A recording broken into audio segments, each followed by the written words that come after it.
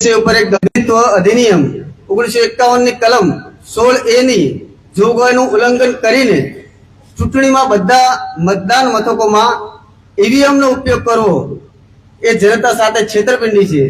એ વિષય ઉપર એક ચર્ચા।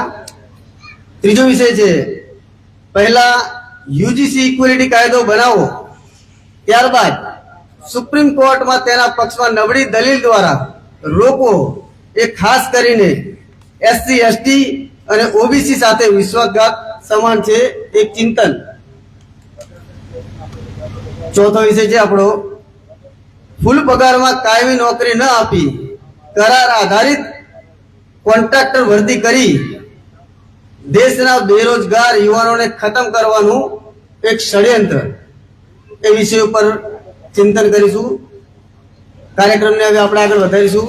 તો શરૂઆતમાં આપણા કાર્યક્રમના ઉદ્ઘાટક માનનીય વીએચ મકવાણા સાહેબને વિનંતી કરીશ, જેઓ નિવૃત્ત ટીડીઓ પાકડી રસુલાબાદથી આવે છે। તો માનનીય વીએચ મકવાણા સાહેબને વિનંતી કરીશ કે આવી વિષય પર પોતાનું વક્તવ્ય રજૂ કરશે। માનનીય વીએચ મકવાણા સાહેબ।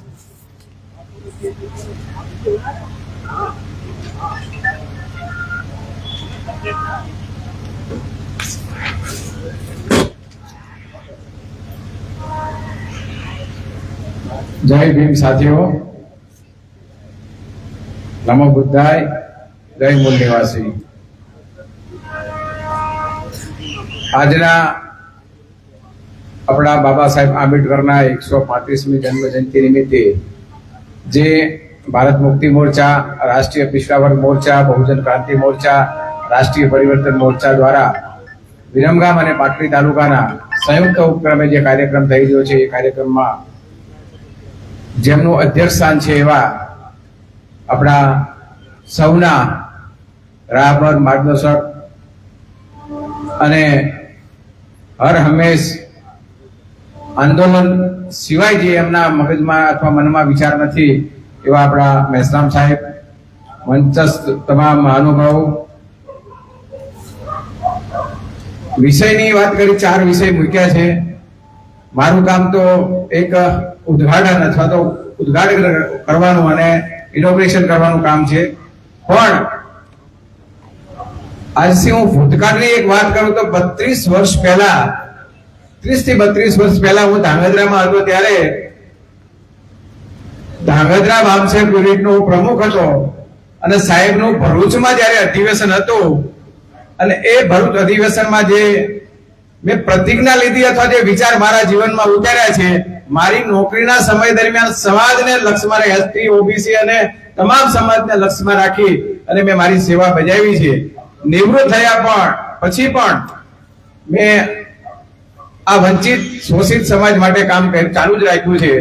હમણાં લાસ્ટ સાહેબને આપણે સાંભળવાના છે, સાહેબ પાસેથી મુદ્દાસર વાત આપણે 4 મુદ્દા પર લેવાની છે, પરંતુ હમણાં અઠવાડિયા પહેલા સર હું દિલ્હી ગયો તો દિલ્હી એન્ટી ડીએનટી કોમ્યુનિટી જે છે, જે એમાં એસટી પણ છે, એસટી પણ છે, ઓબીસી પણ છે, બધા સમાજના જે એન્ટી ડીએનટી સમાજ છે, જેમ આપણું શિડ્યુલ કાસ્ટ આયોગ કમિશન છે, પછાત વર્ગ કમિશન છે, મહિલા કમિશન છે, આઝાદીના 75 વર્ષ પછી પણ એન્ટી ડીએનટી સમાજ જે છે એના માટેનું પણ કમિશન નથી અને એ લોકોને આપણી વિચારધારાની પણ ખબર નથી કે બાબા સાહેબે આપણા આ સમાજ માટે શું કર્યું છે। એટલે એ મને ત્યાં દિલ્હીમાં પણ એક મોકો મળ્યો તો આ વિચાર મૂકવાનો, બાબા સાહેબના જે વિચારો છે, બાબા સાહેબની જે પેલી છે। તો આજના આ કાર્યક્રમમાં મારે વિશેષ કંઈ કહેવાનું નથી, આપણે બધા સાથે મળીને જે આ મિશન ચાલે છે, બાબા સાહેબનું જે મિશન ચાલે છે અને જે અગત્યના 4 મુદ્દા છે, કારણ કે આપણો 6 વાગ્યાનો સમય છે અને અત્યારે 8:15 જેટલો સમય થયો છે, એટલે વિશેષ વાત નહીં કરતા સાહેબને અને જે મહાનુભાવો છે એમને ખૂબ સાંભળવા છે, એમની પાસેથી માહિતી મેળવવી છે અને ભવિષ્યમાં શું આપણું આયોજન છે એ માટે હું મારી વાતને, મારી વાણીને વિરામ આપું છું। જય ભીમ, નમો બુદ્ધાય। ખૂબ આભાર મકવાણા સાહેબ। હવે આગળ આજે આપણે કાર્યકર્તા ડીકે વાણિયા સાહેબની પ્રથમ વાર્ષિક પુણ્યતિથિ નિમિત્તે એમના દ્વારા જે પુસ્તક રણકાવ્યો જેનું વિમોચન કરવાનું છે, તો મેશ્રામ સાહેબને વિનંતી કરીશ કે એમનું જે પુસ્તક છે રણકાવ્યો એનું વિમોચન કરશે.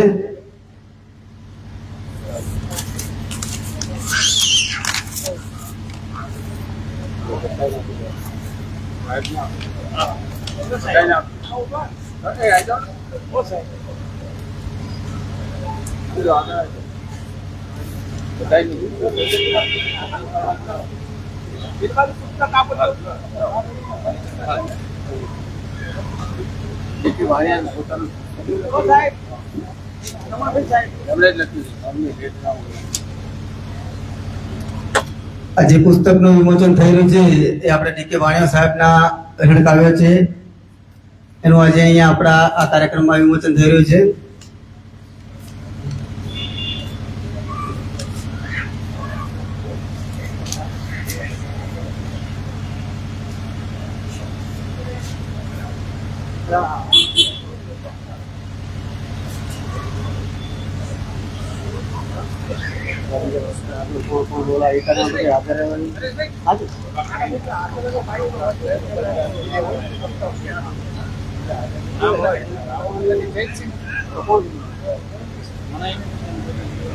કાર્યક્રમને આગળ વધારતા આગળના આપણા મુખ્ય અતિથિ તરીકે રવિન્દ્રસિંહ વિદાવત, રાષ્ટ્રીય પ્રભારી ક્ષત્રિય મૂળ નિવાસી સંઘ, જેઓને વિનંતી કરીશ કે આવી વિષય પર પોતાનું વક્તવ્ય રજૂ કરે. માનનીય રવિન્દ્ર વિદાવત સાહેબ.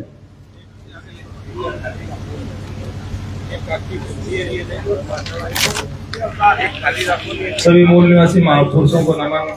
डॉक्टर बाबा साहब को नमन.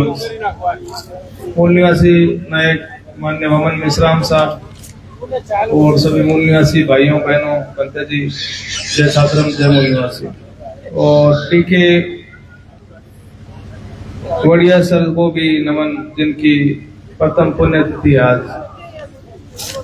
साथियों, जो विषय दिए गए हैं, तथाकथित आजादी के 75 वर्ष बाद भी ओबीसी की जाति आधारित जनगणना और जो जाति आधारित जनगणना का कॉलम नहीं रखना, तो जाति आधारित जनगणना नहीं करने से क्या समस्या हो रही है?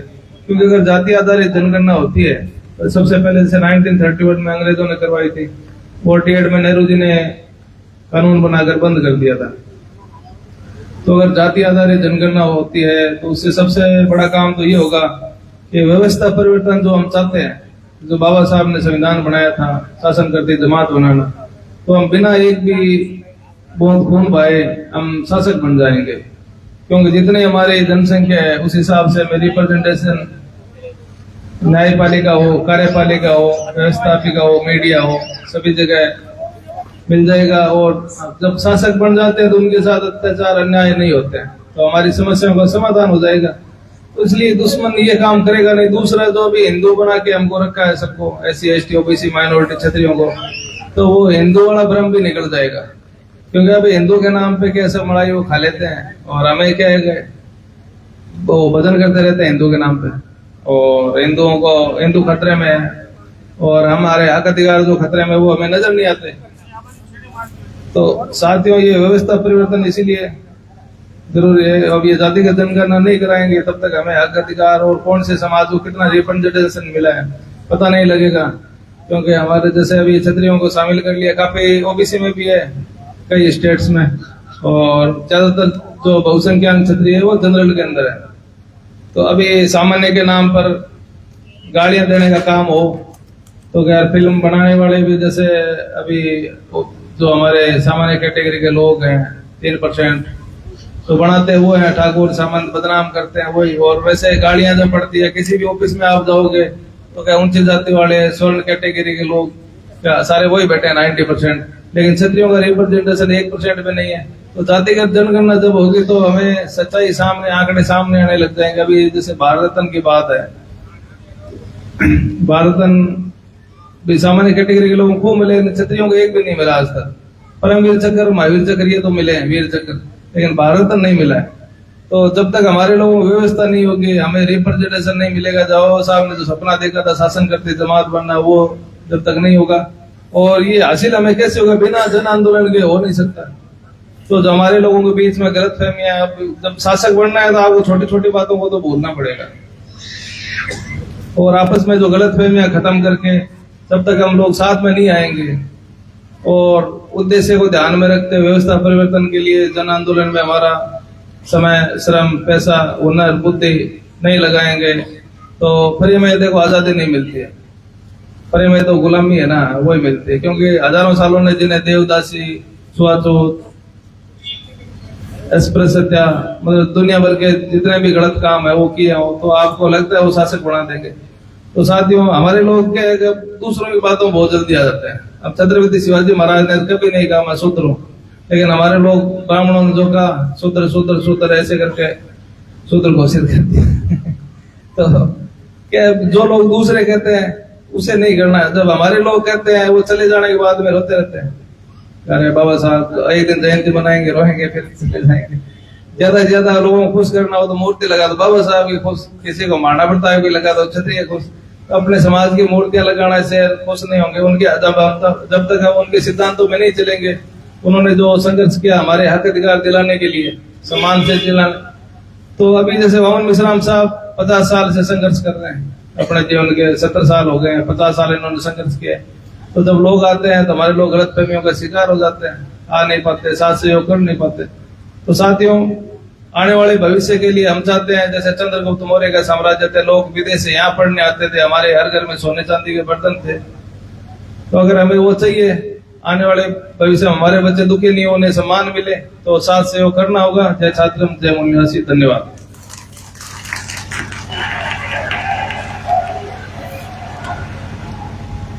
ખૂબ ખૂબ આભાર માનનીય રવિન્દ્રસિંહજી। હવે આગળના કાર્યક્રમનો વક્તા આપણા માનનીય મદારામ હાથલા સાહેબ, એડોપ્શન ઇન્ચાર્જ બામસબ ગુજરાત, રાષ્ટ્રીય સચિવ નવી દિલ્હી, જેઓને વિનંતી કરીશ કે આવી વિષય પર પોતાનું વક્તવ્ય રજૂ કરશે। માનનીય હાથલા સાહેબ।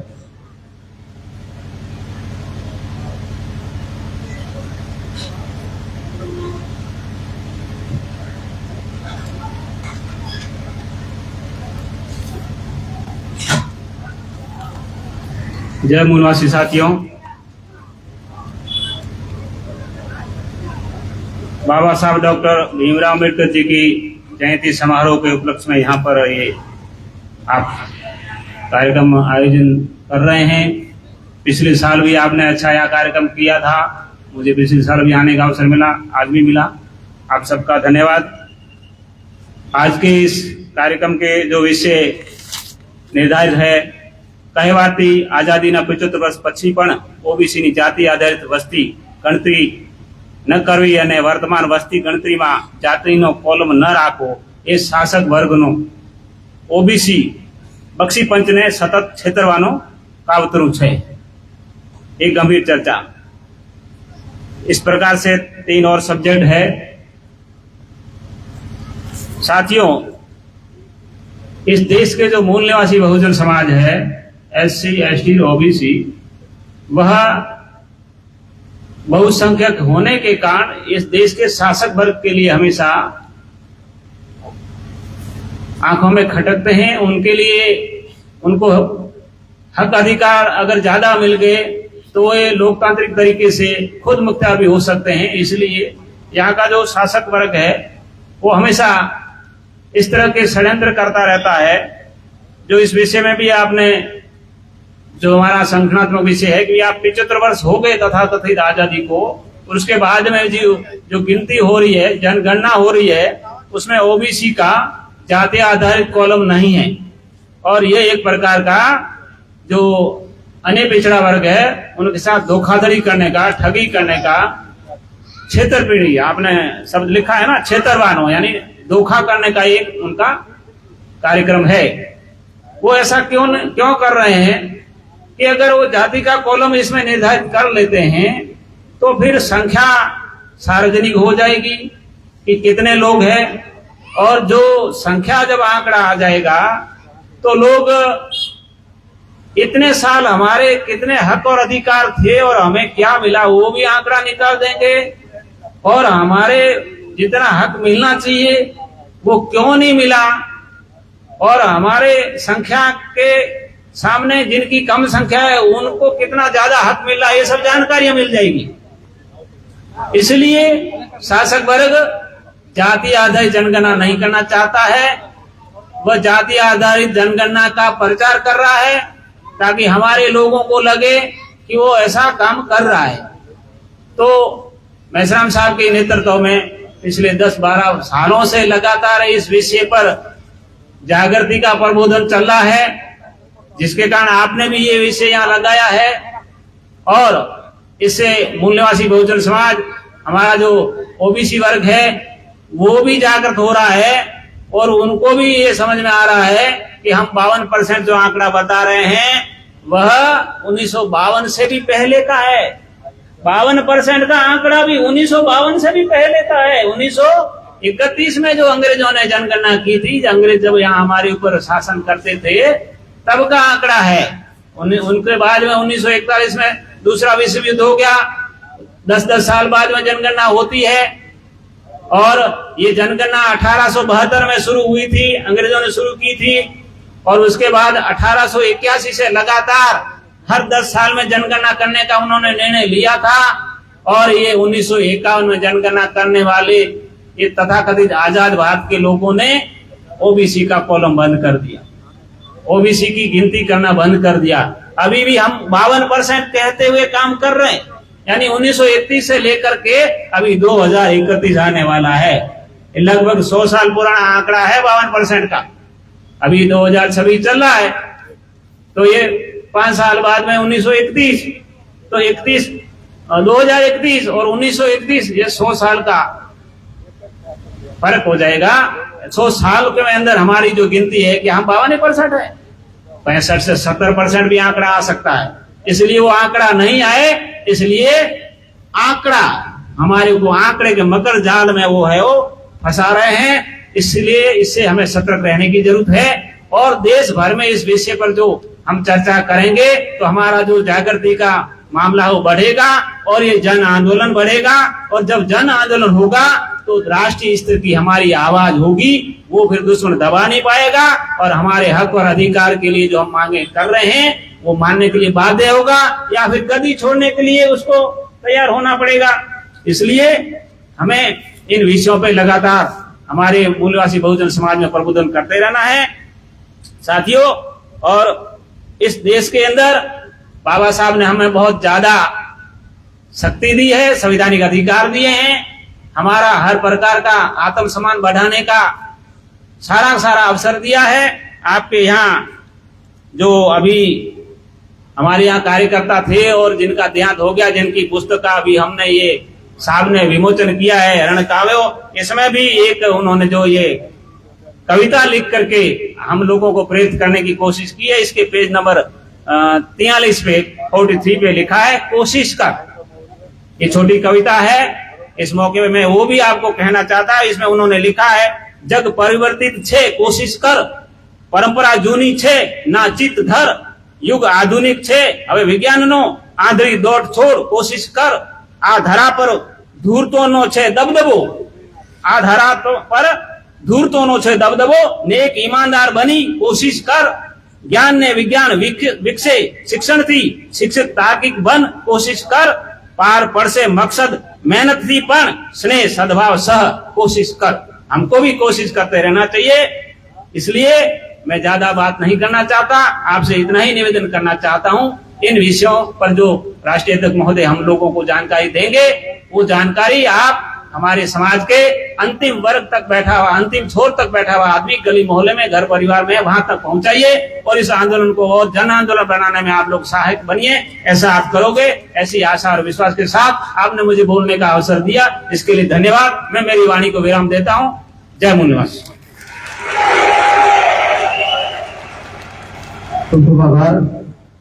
આગળના વક્તા માનનીય મનુભાઈ રાઠોડ, અમદાવાદ જિલ્લા અધ્યક્ષ ભારત મુક્તિ મોરચા, વિષય પર ટૂંકમાં પોતાનું વક્તવ્ય રજૂ કરશે।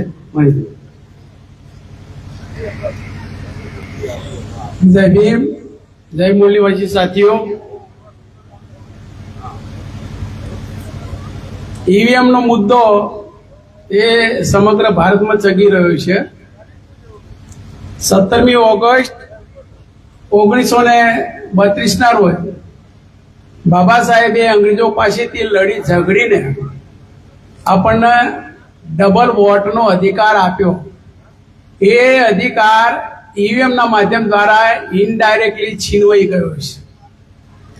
ડબલ વોટનો અધિકાર એટલે કે આપણી સમાજને ચૂંટવવું હોય, એને ઉમેદવારી કરવી હોય તો આપણા સમાજના જ વોટ જ જરૂર પડે અને એના જ વોટથી ચૂંટાય. એટલે એ માણસ એમ ના કહી શકે કે મને તમારા વોટની ત્યાં જરૂર છે.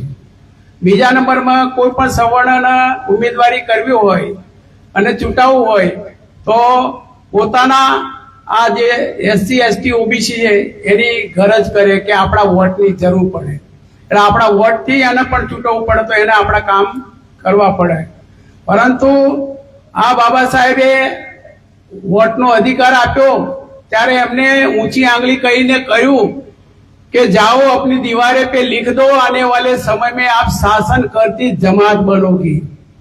તો 1932 માં આપણને વોટનો અધિકાર આપ્યો અને 1981 ની સાલમાં ઈવીએમ મશીન આવ્યું, જેનો ઉપયોગ 2004 અને 2009 કોંગ્રેસે ભરપૂર ઉપયોગ કરી અને સત્તા કબજે કરી.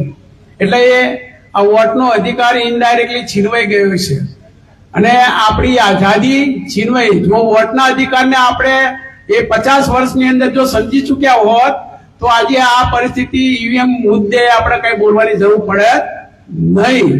એટલે એ ખાસ જરૂર છે. એટલે ઈવીએમ હટાવો, ભારત દેશ બચાવો, એ આપણે અત્યારે આંદોલન કરવું પડે છે, સ્લોગન ચાલુ રાખ્યું છે. એટલે ઈવીએમ આપણે જરૂરથી હટાવવા માટે વધુ પ્રોગ્રામો આપવાની જરૂર પડશે. આટલી વાત કહી હું મારી વાણીને વિરામ આપું. એક હું શાયરી બોલું છું, એ બોલીને પછી મારી વાણીને વિરામ આપીશ કે બાબા તેરી યાદ में ये जल रही है जिंदगी हमारी, बाबा तेरी याद में ये जल रही है जिंदगी हमारी, कर न सके काम पूरा तुम्हारा हम, तो आज बिगड़ रही है जिंदगी हमारी, आज बिगड़ रही है जिंदगी. धन्यवाद. जय भीम, जय बोलनेवासी. ખૂબ ખૂબ આભાર મનુભાઈ. આગળના વક્તા મણિભાઈ પરમાર, સિનિયર કાર્યકર્તા, તેઓને વિનંતી કરીશ આવી વિષય ઉપર પોતાનું વક્તવ્ય રજૂ કરશે. મણિભાઈ પરમાર.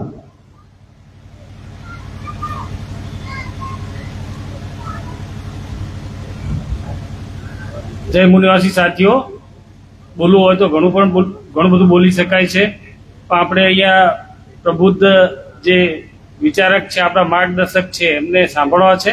જે મહત્વના મુદ્દા છે મારી અગાઉ ઘણા બધા વક્તાઓ કહી ચૂક્યા છે. એ જાતિવાદ ગણતરી હોય, ઓબીસી જાતિની ગણતરી હોય કે પછી ઈવીએમ હોય, આ બધા જ મુદ્દા છે એનો ખૂબ જ વ્યવસ્થિત ચિતાર છે એ આપણા માર્ગદર્શક માનની બાબાના મહેસાબ સાહેબ આપવાના છે. એટલે હું વધારે તો કહેતો નથી, પરંતુ હું માત્ર એટલું જ કહેવા માંગુ છું કે આપણા લેવલથી જેટલું થાય એટલું, જ્યાં સુધી થાય એટલું આપણે કામ કરવું જોઈએ. અને એમાં કેમ કે મને એક જ વાત છે એ દરેક જગ્યાએ દેખાય છે કે લેનિનની પાછળ રડનારા લેનિન છે એ દુનિયાનો મહાન સામ્યવાદી વિચારક થઈ ગયો અને એની જ્યારે એનું મૃત્યુ થયું ત્યારે એની પાછળ રડનારા 5 જણ હતા અને આપણા બાબા સાહેબ છે એમની પાછળ રડનારા લાખો જણા હતા, પણ એ અત્યારે બધા ખોઈ ગયેલા દેખાય છે. એટલે મહેરબાની કરીને આપણી વિચારધારાને એટલી મજબૂત બનાવીને પહોંચાડો સમાજની અંદર કે જેથી કરીને લોકો આપણી સાથે વધારે જોડાય અને હતાશ કે નિરાશ થયા વગર આપણું કામ સતત ચાલુ રાખીએ, એવી જ હું આપ સર્વેને વિનંતી કરું છું. બાકીનું બધું તો આપણા માર્ગદર્શક શ્રી આપણને કહેવાના જ છે. જય ભીમ, જય મુનિવાસી.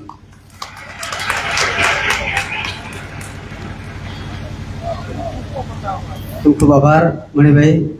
હવે આગળના વક્તા માનનીય કિરીટભાઈ રાઠોડને વિનંતી કરીશ કે આવી વિષય પર પોતાનું વક્તવ્ય રજૂ કરશે.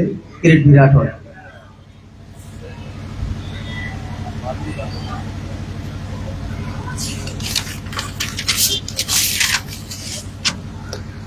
જય ભીમ. આપણે બે હાથ ઊંચા કરીને જય ભીમનો નારો બોલીશું. ડોક્ટર બાબા સાહેબ આંબેડકર, જય ભીમ, જય ભીમ.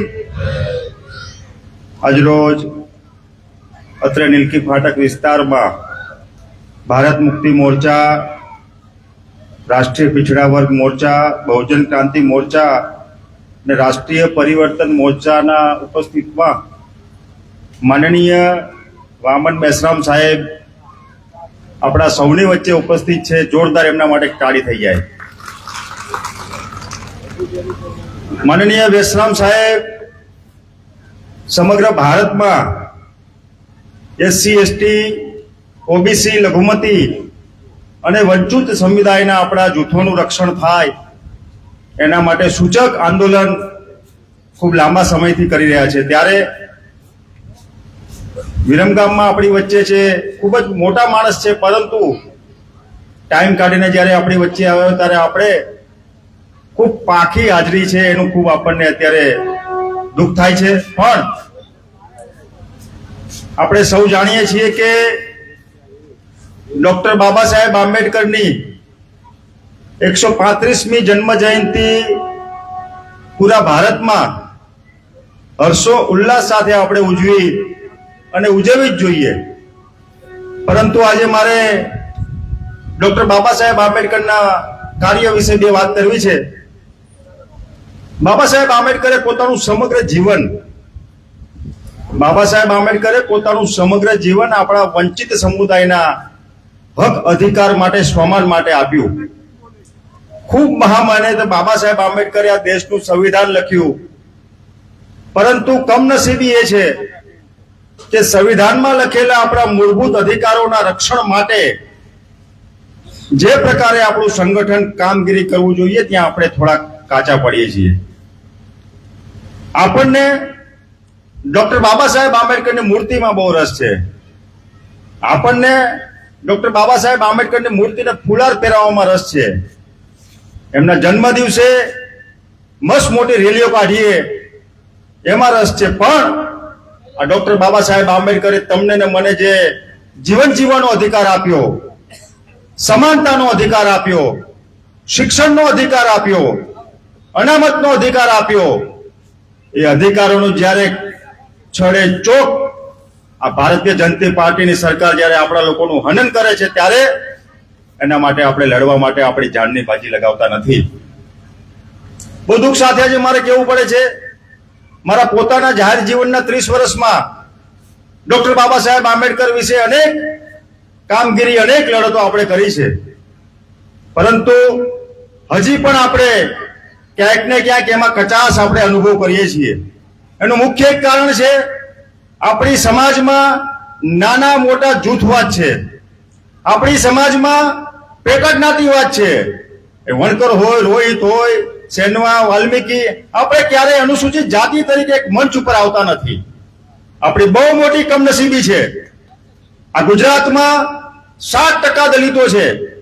સાહેબે વાત કરી એમ 27% આપણે ઓબીસી છીએ, તો 54%, 52%, 14% શેડ્યુલ ટ્રાઇબ. એટલે તમે સમજી લો કે 80% થી વધારે વસ્તી આ ગુજરાતમાં આપણી છે. પરંતુ આપણે સત્તાથી કેમ દૂર છીએ? જે રાજ્યમાં 80% વસ્તી વંચિત સમુદાયની હોય, એસસી, એસટી, ઓબીસીની હોય, લઘુમતીની હોય, પરંતુ આપણે બ્રાહ્મણવાદી પાર્ટીની પાસે ઘૂંટણીયા ટેકી દઈએ છીએ. એનું શું કારણ? તો એનું એ કારણ છે, સાહેબે વાત કરી કે 1932માં ડોક્ટર બાબા સાહેબ આંબેડકરે આપણને મતનો અધિકાર આપ્યો અને મતનો અધિકાર ઈવીએમ થી છીનવાઈ ગયો. ઈવીએમ થી મતનો અધિકાર છીનવાઈ ગયો, પણ આપણા લોકો આ બાબતે કેટલું બોલવા તૈયાર છે? વામન મેશ્રામ સાહેબ લડે છે પૂરા ભારતમાં, પણ એની સાથે આપણે ખભે ખભો મિલાવીને જોડાવવું પડશે, ત્યારે આ સપનું સાકાર થશે. ઈવીએમ હટાવો અને દેશ બચાવો, આ જે સૂત્ર છે એ આપણા ઘરની દિવાલે લખી દેવું પડશે. તો આજે આપણે શાસક પક્ષ બની શકીશું. જ્યાં સુધી ઈવીએમ છે ત્યાં સુધી આપણે શાસક પક્ષમાં આવવાના નથી. બીજી વાત, આજે મારે બહુ દુઃખ સાથે આજે સાહેબ વામન મેશ્રામ સાહેબ મારે કેવું પડે છે આઝાદીના 78 વર્ષે આ ચૂંટણીમાં જ્યાં આપણે બેઠા છીએ આ વિસ્તારમાં વોર્ડ નંબર 2 માં ત્યાં દલિતોનો મતનો અધિકાર છીનવાયો છે. શું છીનવાયું છે? દલિતોના મતનો અધિકાર છીનવાયો છે. હાલની ચૂંટણીમાં ચાલુ ભારતીય જનતા પાર્ટીના લોકોએ આપણા દલિત લોકો જે આ પક્ષમાં ઉમેદવારી કરી હતી એમને તોડજોડની રાજનીતિ કરીને બળજબરી પૂર્વક એમને ઉમેદવારી પાછી ખેંચાઈ છે. આજે પહેલી વાર એવું બનશે આ વિસ્તારમાં કે ચૂંટણીમાં દલિતો મતદાન નહીં કરી શકે. સાહેબ, આ વિસ્તારમાં પહેલી વાર મતદાન નહીં થઈ શકે. તમે વિચાર કરો, કલ્પના નહીં કરી હોય ક્યારેય. મારા પોતાના જીવનમાં મેં પણ કલ્પના નહોતી કરી કે આવો બનાવ આવશે. આપણા મતો નિર્ણાયક મતો છે, પણ આ નિર્ણાયક મતોને આપણે ક્યારે આપણી તાકાત બનાવી શકતા નથી. ડોક્ટર બાબા સાહેબ આંબેડકરે આપણને મતનો અધિકાર એટલા માટે આપ્યો હતો કે આપણે શાસક બનીએ, કોઈનો ગુલામ ના બનીએ. પણ આપણા અનેક લોકો આ ગુલામી વાળી જે પાર્ટી છે એની સાથે જોડાઈ ગયા છે અને આપણા લોકોને ગુલામ બનાવવાનું ષડયંત્ર કરી રહ્યા છે. મિત્રો, અહીંયા બેઠેલા કોઈ પણ લોકો અહીંયા મારા વોર્ડ નંબર 1 માં મેં ઉમેદવારી કરી છે, અપક્ષ ઉમેદવારી. જો અહીંયા હોય તો હું એમને બે હાથ જોડીને વિનંતી કરું છું કે તમારો એક એક મત કિંમતી છે. વામન મેશ્રામ સાહેબની હાજરીમાં આપણે ઊંચો હાથ કરીને બધા લોકો એમને સાક્ષી આપીએ કે આપણા મતનો અધિકાર યોગ્ય વ્યક્તિ સુધી પહોંચાડીશું કે નહીં પહોંચાડીએ? અર્જણભાઈ બેઠા છે, હાલજીભાઈ બેઠા, તેજાભાઈ બેઠા છે. એક એક વ્યક્તિ સુધી આપણે મતનો અધિકાર પહોંચાડવો પડશે. એવા લોકો સુધી મત આપવો પડશે કે જે તમારા મારા માટે બોલે છે. જો સમાજ જે લોકો માટે બોલે છે, જે લોકો લડે છે, એને જો મતનો અધિકાર ત્યાં આગળ નહીં લઈ જાય તો એવા લોકો પછી પાછા પડી જશે. બીજું કશું કહેવા માંગતો નથી, પરંતુ આજે તમે લોકો જે મને બોલવાની તક આપી એ બદલ આપ સૌનો ખૂબ ખૂબ આભાર માનું છું. વામન મેશ્રામ સાહેબનો ખૂબ ખૂબ આભાર માનું છું. અમે ભારત મુક્તિ મોરચાના અભિયાનમાં સાથે છીએ સાહેબ, અને અમારું પૂરું સમર્થન છે. જય ભીમ, જય સંવિધાન. ખૂબ ખૂબ આભાર માનનીય કિરીટભાઈ રાઠોડ સાહેબ. આગળના વક્તા ભંતે પથિક શ્રેષ્ઠીને વિનંતી કરીશ કે વિષય ઉપર ટૂંકમાં પોતાનું વક્તવ્ય રજૂ કરે છે. માનનીય ભંતે પથિક શ્રેષ્ઠી.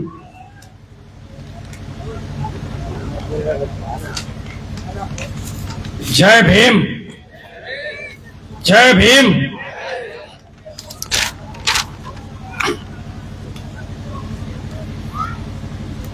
ભારત મુક્તિ મોરચા, રાષ્ટ્રીય પેશવા વર્ગ મોરચા, બહુજન ક્રાંતિ મોરચા, રાષ્ટ્રીય પરિવર્તન મોરચા દ્વારા આજે વિરમગામમાં જે કાર્યક્રમો રાખવામાં આવ્યો છે, આદરણીય વામન મેશ્રામ સાહેબની વિશ્રામમાં આવા કાર્યક્રમો થતા રહેવા જોઈએ.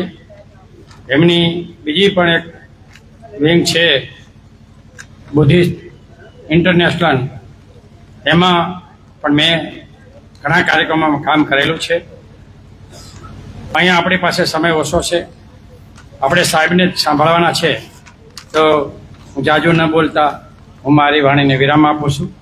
નમો બુદ્ધાય. જય ભીમ, જય મૂળ નિવાસી. ખૂબ ખૂબ આભાર માનનીય ભંતે સાહેબ. આગળના વક્તા માનનીય અઘારા સાહેબને વિનંતી કરીશ ઝડપથી આવી વિષય ઉપર પોતાનું વક્તવ્ય રજૂ કરશે. માનનીય નરેન્દ્રભાઈ અઘારા.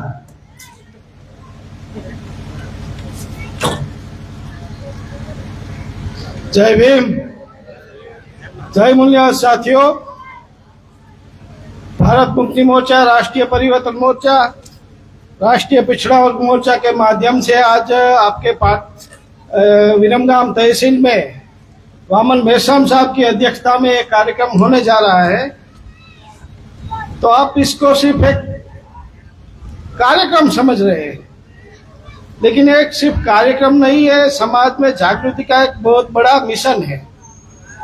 समाज में कैसे लोग जागरूक होंगे, समाज में आने वाली पीढ़ी को कैसे जागरूक किया जाएगा, उसको ध्यान में रखकर एक कार्यक्रम लगाया जाता है. तो आने वाली पीढ़ी को बचाने के लिए ये कार्यक्रम लगाया जाता है. और आपकी उपस्थिति हमें थोड़ी दुखदायक लग रही है कि आने वाली पीढ़ी को बचाने के लिए आप सड़कों पर नहीं उतरेंगे, कार्यक्रम में नहीं आएंगे, तो आने वाली पीढ़ी को आप कैसे बचा पाएंगे.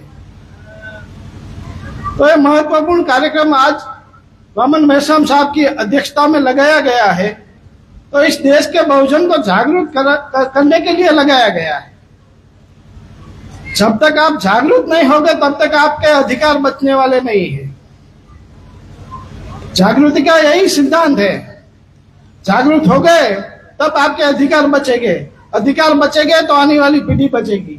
तो आने वाली पीढ़ी को बचाने के लिए कार्यक्रम लगाया गया है। तो आज के कार्यक्रम के मुख्य उपस्थिति बिंदावत सर जी है, हमारे सुरेंद्रनगर से बुद्धिस्ट इंटरनेशनल नेटवर्क के बंदे जी है। तो इनकी उपस्थिति में एक कार्यक्रम लगाया गया है और एक कार्यक्रम चल रहा है। तो आने वाले समय में पिछले साल में मैंने आपको एक नारा दिया था, कि आपको याद हो तो पता हो तो, यही विरमगाम में यहीं पर मैंने आपको एक नारा दिया था कि अगले साल मैं इस कार्यक्रम में आऊंगा तो जो उपस्थिति है उससे 2 गुना उपस्थिति आपको करनी होगी। तो उसमें आप विफल मुझे लग रहे हो। तो बाबा साहब का सिर्फ नारा लगाने से, बाबा साहब का जय जयकार करने से हमारी समस्याओं का समाधान होने वाला नहीं। बाबा साहब के विचारों पर चलना होगा, बाबा साहब की जो मूवमेंट है उस पर काम करना होगा। तो आपको देखना होगा बाबा साहब के विचारों पर कौन काम कर रहा है, कौन उनकी मूवमेंट पर चल रहा है, वर्तमान में कौन उनके उद्देश्य और सिद्धांतों पर काम कर रहा है। तो आप अपनी नजर दौड़ाएंगे तो एक ही नाम आएगा, वामन मेश्राम साहब। तो आप लोगों को वामन मेश्राम साहब के साथ जुड़कर उनकी ताकत बढ़ानी होगी। उनकी ताकत बढ़ेगी तो जो मनु भाई ने किया कि इस देश में ईवीएम को हमें हटाना है, तो ईवीएम को हटाने के लिए हम सफल होंगे। लोकतंत्र में ताकत देखी जाती है। तो आप जब ताकत निर्माण करेंगे तो ईवीएम को भी हटना पड़ेगा, ईवीएम भी हट जाएगा, लेकिन आपको ताकत निर्माण करनी पड़ेगी।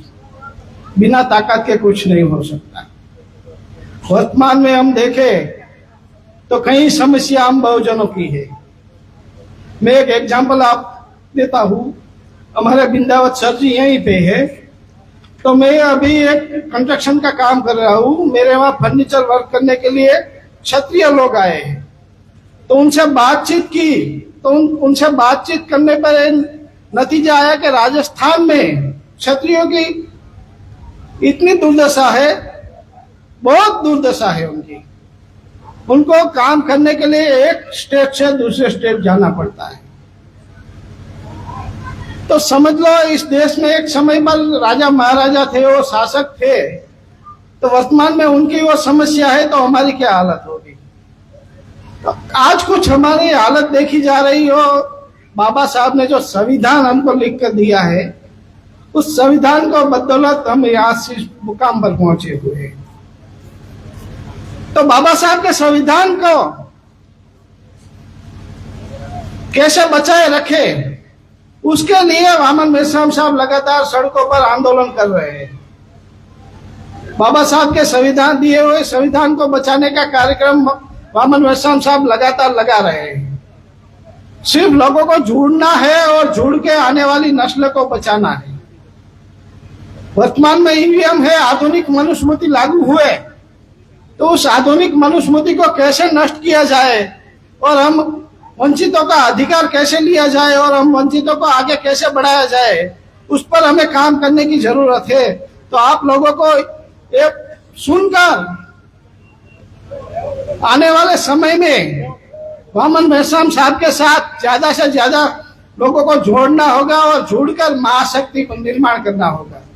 जब तक आप ये काम नहीं करेंगे तो आने वाली पीढ़ी हम बचा नहीं पाएंगे। जय जयकार करने से कुछ नहीं होगा। कल मैंने पूरे देश में देखा, बहुत बड़े पैमाने पर रैलियां निकाली गई, बहुत बड़े पैमाने पर जय भीम जय भीम जय भीम जय भीम का नारा लगाया गया। पर सिर्फ नारे लगाने से कुछ नहीं होता। उस बाबा साहब की मूवमेंट पर काम करना भी जरूरी है। जब तक आप बाबा साहब की मूवमेंट पर काम नहीं करेंगे तब तक ये बाबा साहब का अधूरा मिशन पूरा नहीं होगा। और बाबा साहब का अधूरा मिशन क्या था आपको पता है? इस देश के बहुजन को शासक बनाना था। तो जब तक आप शासक नहीं बनेंगे तब तक आपकी समस्याओं का समाधान नहीं होगा। और काशीराम साहब ने नारा लिख के दिया है, जो शासक होता है उसकी समस्या नहीं होती। तो जब तक आप शासक नहीं बनेंगे तब तक आपकी समस्याओं का निर्माण नहीं समस्याओं का समाधान नहीं हो पाएगा। तो आपको शासक बनना जरूरी है। और शासक बनने के लिए वर्तमान में गुजरात में चुनाव चल रहा है, तो बाबा साहब की मूवमेंट पर आगे बढ़ते हुए माननीय काशीराम साहब को मानते हुए आप अपने वोट का अधिकार, जो आपको बहुमूल्य वोट का अधिकार मिला है, उसका अधिकार आपको वोट आप अपने बहुजन को देकर उस अधिकार को पूर्ण करेंगे, ऐसी आशा के साथ मैं मेरी बात को पूर्ण करता हूँ। जय भीम, जय मूल्यवासी। ખૂબ ખૂબ આભાર અગારા સાહેબ. સાહેબે એક વાત કરી કે સંખ્યા ખૂબ ઓછી છે, એટલે થોડું મારે બોલવું પડશે કે ભલે ઓછી છે પણ આ ખાલી જય જયકાર કરવાવાળા નથી. બરાબર? આ ખાલી 14મી એપ્રિલે જય જયકાર કરવાવાળા નથી કે આજે 14મી નથી. આ ખરેખર બાબા સાહેબના જે શબ્દો હતા કે મારા અધૂરા કાર્ય પૂરો કરવા માટે જીવની બાજી લગાવી દો. તો આ એ લોકો છે જે જન આંદોલનમાં કદાચ જરૂર પડશે તો પોતાના પ્રાણની આહુતિ પણ આપી દેશે. તો કાર્યક્રમને આગળ વધારતા હું માનનીય અમૃતભાઈ મકવાણા, રાષ્ટ્રીય ઉપાધ્યક્ષ એમ્પાયર નવી દિલ્હીને વિનંતી કરીશ કે આવી વિષય ઉપર અને ટૂંકમાં પોતાનું વક્તવ્ય રજૂ કરે. માનનીય અમૃતભાઈ મકવાણા સાહેબ.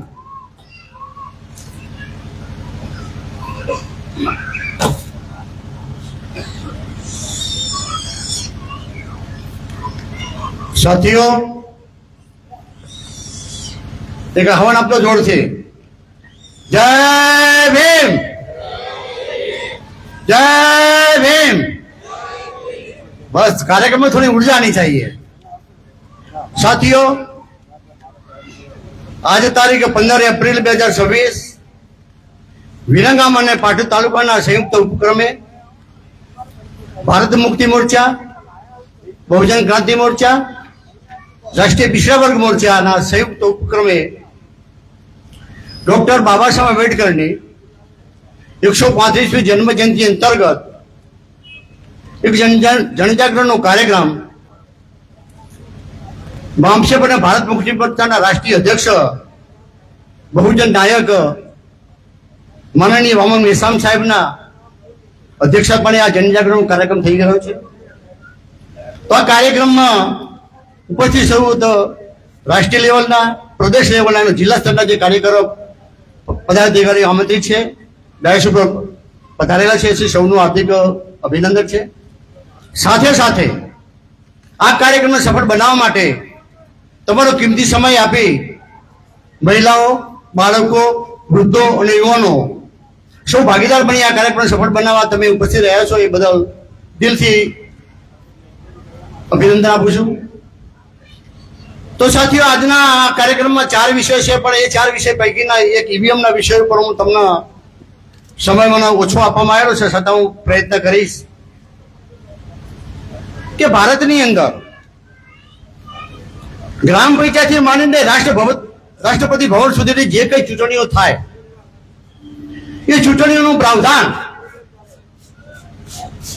ભારતીય સંવિધાનના પિતામહ એવા ડોક્ટર બાબા સાહેબ આંબેડકરે ચોખ્ખું ને ક્લિયર કટ કર્યું છે કે તમામ પ્રકારની ચૂંટણી પ્રક્રિયા ન્યાયી, નિષ્પક્ષ અને પારદર્શી હોવી જોઈએ. અને વિશેષમાં એ પણ સંવિધાનની અંદર જોગવાઈ કરી છે કે આ ચૂંટણી પ્રક્રિયા કેવી રીતે સંપન્ન કરાવી. તો 1951 ની અંદર કાયદા નંબર 61A એમાં સ્પષ્ટ જોગવાઈ છે કે ગ્રામ પંચાયતની ચૂંટણી માંડીને છે કે રાષ્ટ્રપતિની ચૂંટણી થાય તો તમામ ચૂંટણી પ્રક્રિયા બેલેટ પેપરથી જ થવી જોઈએ. તો તમે આજે વિચાર કરો, બેલેટ પેપર ખોવાઈ ગયું ને ઈવીએમ મશીન આવી ગયું. આ એટલા માટે થઈ ગયું કે આ દેશની ગુર્જર ગામમાં એરોનો પ્રધાન છે. આ દેશની પ્રજાના પોતાના વિકાસ માટે, પોતાના અધિકારો માટે કઈ પડી નથી, એનું આ પરિણામ છે. તો આ 151 બનેલો જે 61A નંબરનો કાયદો કે તમામ ચૂંટણી પ્રક્રિયા બેલેટ પેપરથી દેવી જોઈએ, તો આજે ઈવીએમ થી આ ચૂંટણી થઈ રહી. તો એ સંવિધાનની સાથે દ્રોહ છે, કાનૂનની સાથે દ્રોહ છે અને લોકોને મળેલા મતદાનના અધિકારોને ઉલ્લંઘન કરી રહ્યું, ખૂન થઈ રહ્યું. તો આ માટે પ્રકાશ પાડતા હું તમને કહું કે સાથીઓ, આ ચૂંટણીમાં કેવી રીતે ગભરાયા કરી તમને દાખલો આપું કે જ્યારે ગ્રામ પંચાયતની ચૂંટણી આવે ત્યારે બેલેટ પેપર વપરાય. તાલુકા પંચાયતની, જિલ્લા પંચાયત ચૂંટણીઓ આવે એમાં પણ બેલેટ પેપર. પણ જ્યારે વિધાનસભાની ચૂંટણી થાય, જ્યારે પાર્લામેન્ટની લોકસભાની ચૂંટણી થાય ત્યારે પાછું ઈવીએમ આવી જાય. આ તમે જુઓ, આ ખેલ જુઓ આ લોકોના. અને પછી રાષ્ટ્રપતિની જ્યારે ચૂંટણી થાય ત્યારે ફરજિયાત બેલેટ પેપર. તો આનું આ ધોખાબાજી ષડયંત્રનું કારણ એક જ છે કે ગ્રામ પંચાયતની અંદર તમે સરપંચ બનો, તમારી બોડી બને. તાલુકા પંચાયતની અંદર તમારી આખી બોડી બને, તાલુકા પંચાયતનો અધ્યક્ષ બને. જિલ્લા પંચાયતની તમારા લોકોની બોડી બને, જિલ્લા પંચાયતનો અધ્યક્ષ બને. ત્યાં આ લોકોનો શાસક વર્ગોનો કોઈ શરમ નહીં, તમારા પ્રત્યે કોઈ દ્વેષભાવ નહીં. કારણ કે વિધાનસભાની અંદર અને પાર્લામેન્ટની અંદર કાયદા ઘડવાનું કામ બને, એટલે એની અંદર તમારો રોલ ના હોવો જોઈએ. તો તમારો રોલ શું કે વિધાનસભાની અંદર ને પાર્લામેન્ટની અંદર જે કાયદા બને ને એ કાયદાનું પાલન કરવાનું કામ ગ્રામ પંચાયતનું, તાલુકા પંચાયતનું, જિલ્લા પંચાયતનું. એટલે તમારે અમલ જ કરાવવાનો, તમારે પાવર નહીં વાપરવાનો, તમારે કોઈ હુકમ નહીં કરવાના, તમારે કોઈ કાયદા નહીં બનાવવાના. બસ એમના જે બનાવેલા કાયદાનું તમારે અમલીકરણ કરાવવાનું. ત્યાં તમારી જરૂરિયાત છે. પાર્લામેન્ટની અંદર અને વિધાનસભાની તમારી જરૂરિયાત નહીં.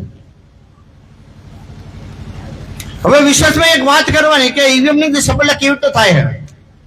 એક એક્ઝામ્પલ તમને આપું, ઘણા બધા એક્ઝામ્પલ છે. એક મોટો દાખલો આપો, આપણે નરેન્દ્ર મોદી સાહેબને લાગુ પડતો કે 2019 ની અંદર માનનીય નરેન્દ્ર મોદી સાહેબ 2 જગ્યાએ ઉભા હતા. એમને જીતવાની કોઈ મને લાગે શક્યતા નહીં હોય કદાચ, એટલે એક જગ્યાએ નહીં 2 જગ્યાએ ઉભા રહ્યા.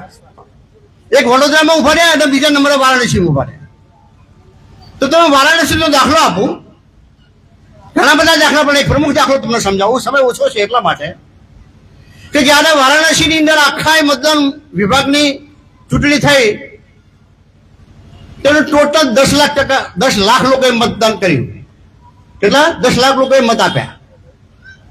સવારમાં ચૂંટણી આપવાની પ્રક્રિયા ચાલુ, મતદાન આપવાની પ્રક્રિયા થઈ, સાંજે પૂર્ણાહુતિ થઈ તો મતદાનની ટકાવારી 54% લોકોએ મતદાન આપ્યું. સરકારનો રિપોર્ટ છે, મારો રિપોર્ટ નહીં.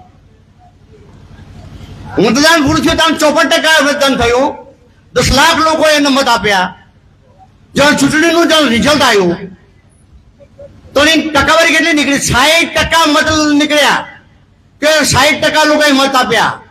જાણે ચૂંટણી સંપન્ન થઈ, પૂર્ણ થઈ ત્યાં 54% હતું, રિઝલ્ટ આવ્યું 60%. આ ચૂંટણીની ગડબડનો આ નમૂનો. બીજું એક ખાસ વિશેષ વાત કે 10 લાખ લોકો જો મત આપ્યા તો ઈવીએમ ની અંદર 10 લાખ મત નીકળવો જોઈએ ને. તો જ્યારે ચૂંટણી ડિક્લેર થઈ ત્યાં 11,87,000 મત નીકળ્યા. તો આ 1,87,000 ચઈ ભેંસના પેટમાંથી નીકળ્યા. આ મારે લોકોને કેવું છે આ ચૂંટણીનું ષડયંત્ર. રાષ્ટ્રપતિ ભવનની ચૂંટણી થાય એટલે ફરજિયાત બેલેટ પેપરનું કારણ કે જો ત્યાં ઈવીએમ મશીનનો ઉપયોગ થાય અને ગોટાળો થાય તો એ મામલો ભારતનો નહીં, આખા વિશ્વની અંદર એ ઇસ્યુ બની જાય. એટલા માટે ફરજિયાતપણે આ તબક્કાવાર ગ્રામ પંચાયતની ચૂંટણી, તાલુકા પંચાયત ચૂંટણીમાં બેલેટ પેપર, વિધાનસભાની અંદર, લોકસભાની અંદર ઈવીએમ, રાષ્ટ્રપતિ માટે પણ બેલેટ પેપર. આ ચૂંટણી પ્રક્રિયા કે ષડયંત્ર થાય તમને સમજાવું હું. એ તો ભલું થજો, આ વામન મેસામ સાહેબ ઉપરથી બેઠા એટલે અમારા સંગઠનના રાષ્ટ્રીય અધ્યક્ષ છે એટલે હું નહીં કહેતો હું, પણ અમને જે જિહાદ જગાઈ 2012 થી લગભગ ઈવીએમ નો મુદ્દો એમને છેડ્યો હોય, ઓબીસી ચાચાજી વસ્તુનો મુદ્દો છેડ્યો હોય, તો તમને લાગે કે સાહેબ આટલા વર્ષથી ઈવીએમ નો મુદ્દો છેડી રહ્યા તો ઈવીએમ માટે તો એની અસર તમે જુઓ. આંતરરાષ્ટ્રીય લેવલે એલન મસ્ક કે જે મોટો ધનાઢ્ય છે, દુનિયાની અંદર ધનાઢ્ય હોય, એનો પણ ડાયરેક્ટ ઇન્ડાયરેક્ટ કહેવું પડ્યું કે ભારતની અંદર ઈવીએમ નટાય જેવું હોય. આ જ મેસામ સાહેબની જે જેહાદ લગાડના પરિણામ છે. વિશ્વની અંદર પણ આપણું સમર્થન મળી રહ્યું હોય. અને આવો જે નેતા, જે આપણો જે લોકનાયક છે, મહાનાયક મળ્યો હોય, એ ભવિષ્યમાં કદાચ મળવું મુશ્કેલ છે.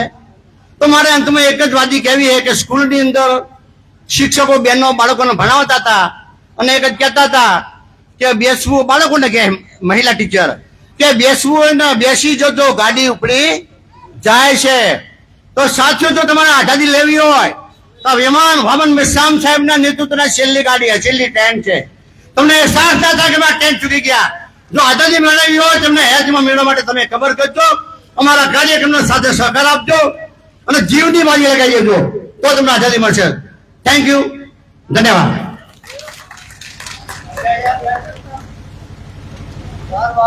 ખૂબ ખૂબ આભાર મકવાણા સાહેબ.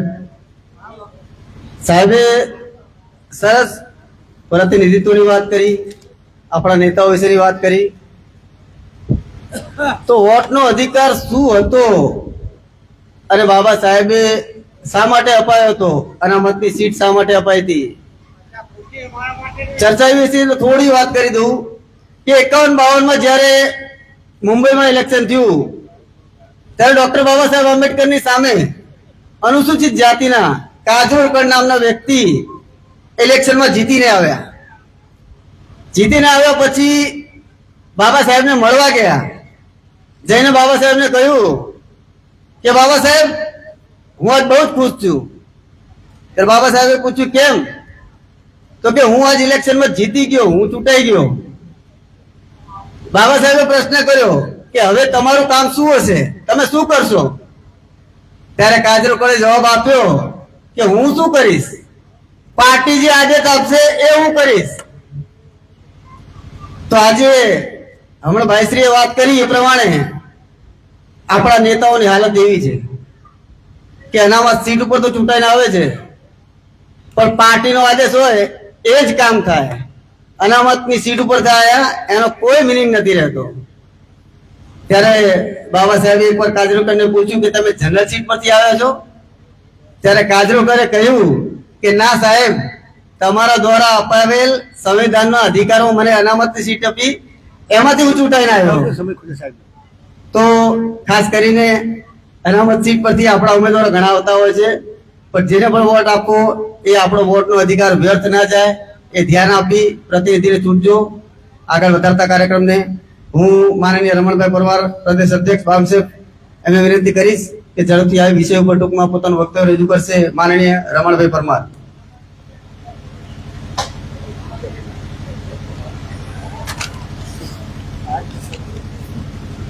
સાહેબનો સમય મળ્યો. જયમો નિવાસી સાથીઓ,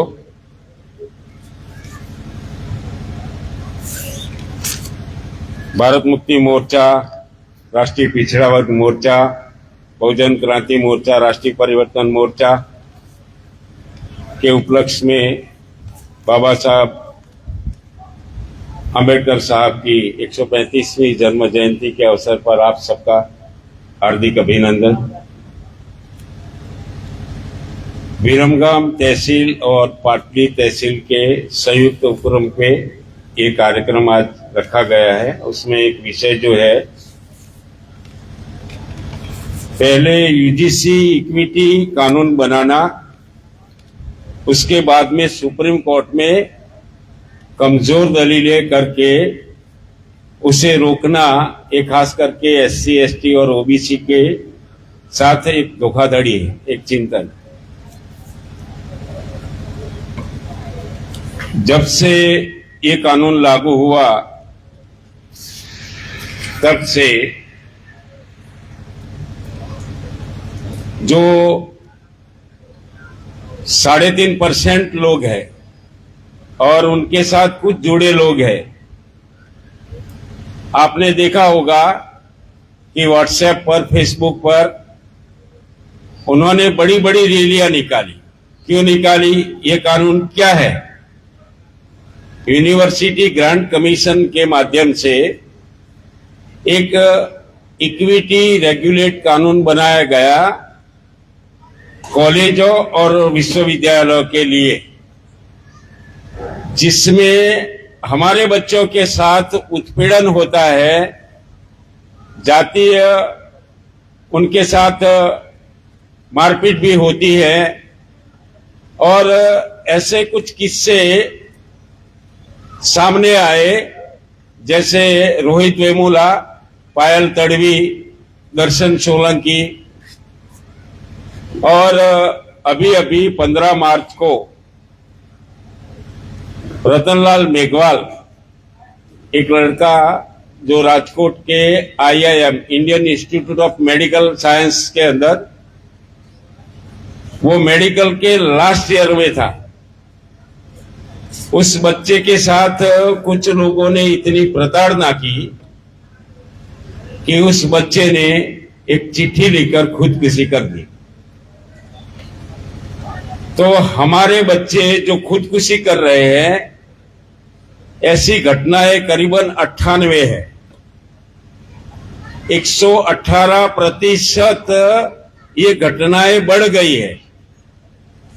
और ये रोहित वेमुला और पायल तड़वी की मां, ये दोनों सुप्रीम कोर्ट में गई थी और सुप्रीम कोर्ट ने फिर ये देखा कि ये बहुत कुछ हो रहा है, तो उसके लिए कानून बनाया जाए और संसदीय एक कमेटी बनाकर एक कानून बनाया गया। उस कानून में SC ST ये जो एक्ट है हमारा, उसी तरह से वहां भी एक एक्ट बनाया, लेकिन उसके साथ OBC को जोड़ा गया। उसके साथ OBC को साथ और भी EWS को भी जोड़ा गया। इतना सब कुछ हो जाने के बाद ये जो SC ST और OBC के लोग नहीं है, इन लोगों ने बड़ी बड़ी रैलियां की। क्या आपको पता है कि ऐसा कोई कानून हमारे लिए बना था? क्या कभी आपने अपने बच्चों के हक अधिकारों के लिए क्या कभी ऐसा कुछ किया? क्या आपने रैलियां निकाली? पायल तड़वी, रोहित वेमुला तो हमारे बच्चे नहीं थे, यही मानते हैं हम लोग कि वो किसी और के बच्चे थे, मर गए, हमें क्या फर्क पड़ता है, हमारे बच्चों के साथ तो कुछ नहीं हुआ, तो हमें फिर बाहर निकलने की क्या जरूरत है? तो एक कहावत है ना, एक शेर है कि लगेगी आग तो आएगी सभी घर जद में। यहां मेरे अकेले का मकान थोड़ी है, जब आग लगेगी तो हर घर में आएगी। आप सबको भी सोचना पड़ेगा कि आपके बच्चे भी कॉलेज में आएंगे, उनके साथ भी ये डिस्क्रिमिनेशन होगा। आपके बच्चों में से कोई खुदकुशी करेगा। 98 बच्चों ने खुदकुशी की है, 1-2 नहीं, 98 बच्चों ने। और तब जाके कानून बना। और ये 3.5% ब्राह्मणों ने सड़क पर दूसरे लोगों को साथ में उतारकर इतना दबाव डाला कि सुप्रीम कोर्ट में केस गया और पहली ही सुनवाई में उस पर स्टे लगा दिया गया। हमने क्या किया? उसके खिलाफ में क्या हमने हमारे पक्ष में हमने कोई आंदोलन किया? तो फिर हमारे बच्चों का प्रोटेक्शन कौन करेगा? यदि हम ही सड़क पर नहीं उतरेंगे, घर में बैठे रहेंगे, तो आने वाले समय में हमारे बच्चों के साथ भी ऐसा ही होगा। अब ये जो कानून हमारे लिए बनाया था, उस पर स्टे लग गया। ये 14 अप्रैल को सुनवाई थी, नहीं चलेगी, कुछ नहीं होगा। ये स्टे लगने के बाद भी ये 15% लोग सड़कों पर है। स्टे लग गया है, फिर भी लोग सड़कों पर है। वो ये चाहते हैं कि ये पूरा कानून ही रद्द हो जाए, और हम लोग कानून के समर्थन में कहीं नजर नहीं आते हैं।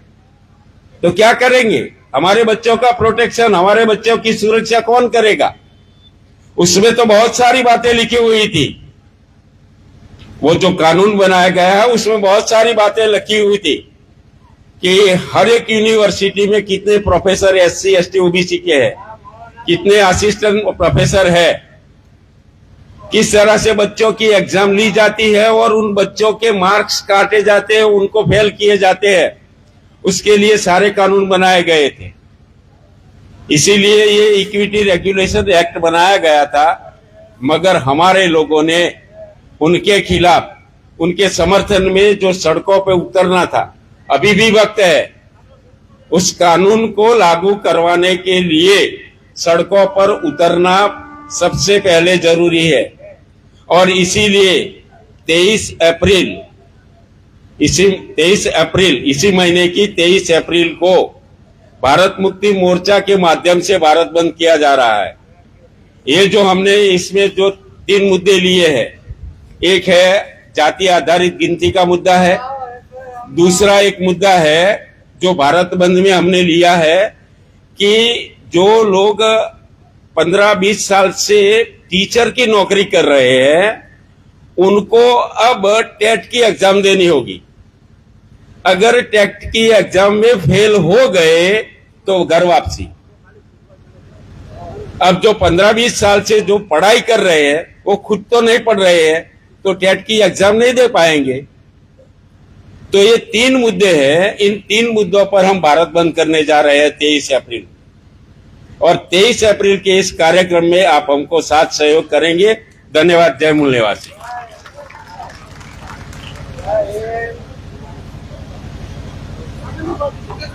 ખૂબ ખૂબ આભાર. કાર્યક્રમને આગળ વધારતા હા હવે આપણા કાર્યક્રમમાં જે બાળકો દ્વારા જનાંદોલન નિર્માણ નિધિ 1 રૂપિયામાં આઝાદી સંદર્ભે 1591 રૂપિયા આવ્યા છે એ સાહેબને આપવાની છે. તેમજ આપણી જનાંદોલન નિર્માણ નિધિ એ આપણે સાહેબને અર્પણ કરવાની છે. તો એના માટે જે મહિલાઓ વાત થઈ હોય મહિલાઓ આવી જશે.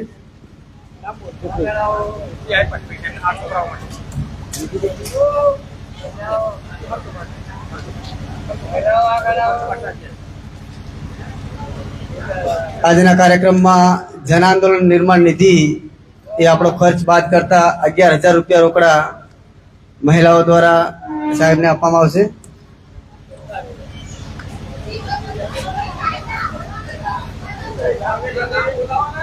નામ બોલો ને. નામ નથી તો મહિલાઓ નથી.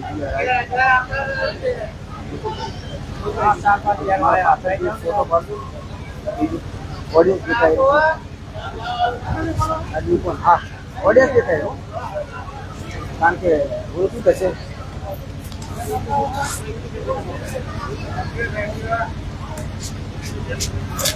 एक रुपया में आजादी अंतर्गत 1591 रुपया. हालो અને રાષ્ટ્રીય જન આંદોલન નિર્માણ નિધિ એ કાર્યક્રમ ખર્ચ બાદ કરતા 11,000 રૂપિયા મહિલાઓ દ્વારા સાહેબશ્રીને અર્પણ કરવામાં આવશે. બોલ 85 બોલ 85 સાહેબ ના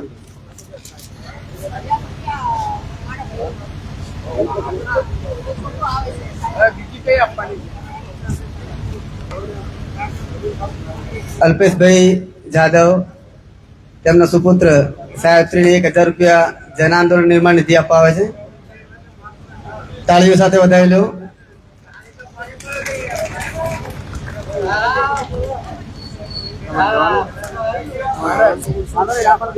તમારે દાદા આવડા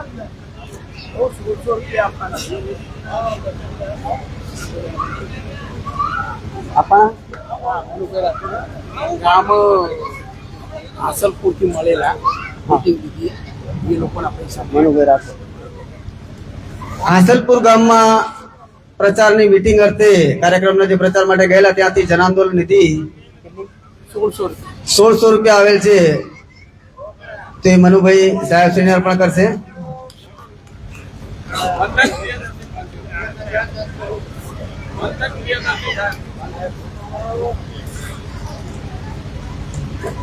મનુભાઈ રાઠોડ હાસલપુર ગામમાંથી જે એમને નિર્માણ નિધિ મળે છે.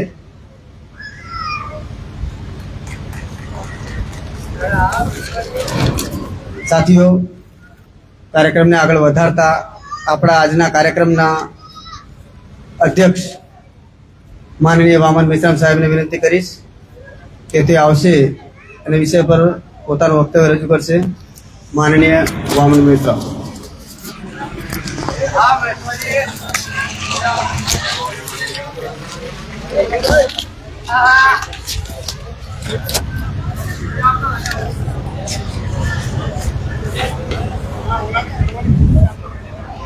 हेलो साथियों,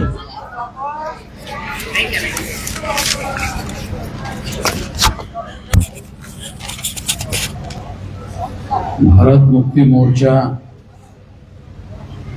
राष्ट्रीय पिछड़ा वर्ग मोर्चा, बहुजन क्रांति मोर्चा और राष्ट्रीय परिवर्तन मोर्चा, इन तमाम संगठनों के द्वारा आज डॉक्टर बाबा साहब अम्बेडकर की 135वीं जन्म जयंती का कार्यक्रम विरमगाम और पारडी इन दो तहसीलों के द्वारा संयुक्त रूप से यहाँ के कार्यकर्ताओं के द्वारा ये कार्यक्रम आयोजित किया गया है। सबसे पहले मैं उन सभी कार्यकर्ताओं को धन्यवाद देता हूं कि उन्होंने आज का ये कार्यक्रम आयोजित किया और मुझे भी यहाँ आमंत्रित किया। साथियों, इस कार्यक्रम में तमाम विषय चर्चा करने के लिए रखे गए हैं। उसमें जो सबसे महत्वपूर्ण विषय है, केवल उन्हीं विषयों पर मैं आपकी बात आपके सामने रखना चाहता हूं। तो जो पहला विषय है वो है जाति आधारित गिनती और ओबीसी की जाति आधारित गिनती। ये पहला विषय है। और दूसरा विषय है लोक प्रतिनिधित्व अधिनियम 1951 की 61A की जो प्रावधान है, उस प्रावधान में ये जो बूथ की व्यवस्था की गई है और बूथ में ईवीएम की व्यवस्था लगाई गई है, जो इस कानून का उल्लंघन है। साथियों, मुख्यतः ये दो विषय हैं। बाकी विषयों पर दूसरे तमाम कार्यकर्ताओं के द्वारा अपनी बातें हम लोगों के सामने रखी गई है। साथियों, आज आजादी को 75 साल के लगभग हो गए। इस 75 साल के समय में ओबीसी की जाति आधारित गिनती रोकी हुई है। इस बात को बाबा साहब अम्बेडकर ने भी उठाया था, संविधान सभा में भी उठाया था।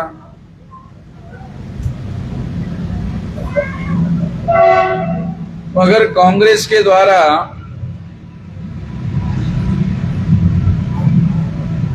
ओबीसी की जाति आधारित गिनती करने का काम नहीं किया गया।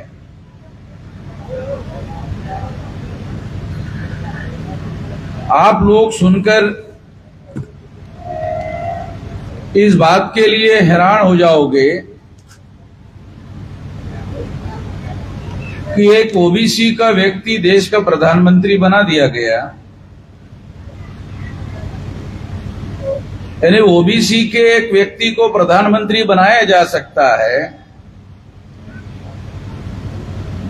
मगर ओबीसी की जाति आधारित गिनती नहीं की जाती।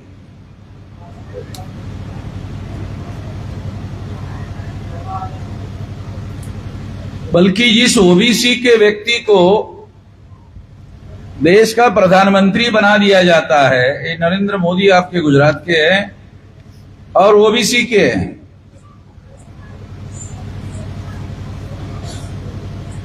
अगर थोड़ी देर के लिए हम इस बात को मानने के लिए राजी है कि जब दूसरा आदमी, दूसरे जाति का आदमी देश का प्रधानमंत्री हो और वो इस बात के तरफ ध्यान नहीं दे रहा हो तो कुछ हद तक ये बात समझ में आती है, मगर जिस देश का प्रधानमंत्री ओबीसी हो और वो ओबीसी की ही गिनती करने के लिए राजी नहीं है, इसका मतलब ये है कि हम नरेंद्र मोदी को देश का प्रधानमंत्री मान रहे हैं। संविधान के अनुसार प्रधानमंत्री के पास सारी कार्यकारी सत्ता है और सारे कार्यकारी निर्णय लेने के अधिकार है। अगर सारे के सारे निर्णय लेने का अधिकार प्रधानमंत्री के पास है और प्रधानमंत्री नरेंद्र मोदी है और नरेंद्र मोदी ओबीसी है, इसके बावजूद भी वो ओबीसी की जाति आधारित गिनती का फैसला नहीं कर रहे हैं, तो इसका अर्थ यह है कि Narendra Modi real prime minister नहीं है। यह इसका अर्थ होता है। अगर Narendra Modi real prime minister नहीं है तो फिर क्या है? तो उसका अर्थ होता है नॉमिनेटेड प्राइम मिनिस्टर है। आप में से बहुत सारे लोगों को नॉमिनेटेड अंग्रेजी शब्द है, ये समझ में नहीं आता होगा। नॉमिनेटेड अंग्रेजी शब्द का अर्थ होता है हिंदी में नामधारी। नामधारी का एक अर्थ होता है दिखाने के लिए, नामधारी का एक अर्थ होता है दिखाने के लिए।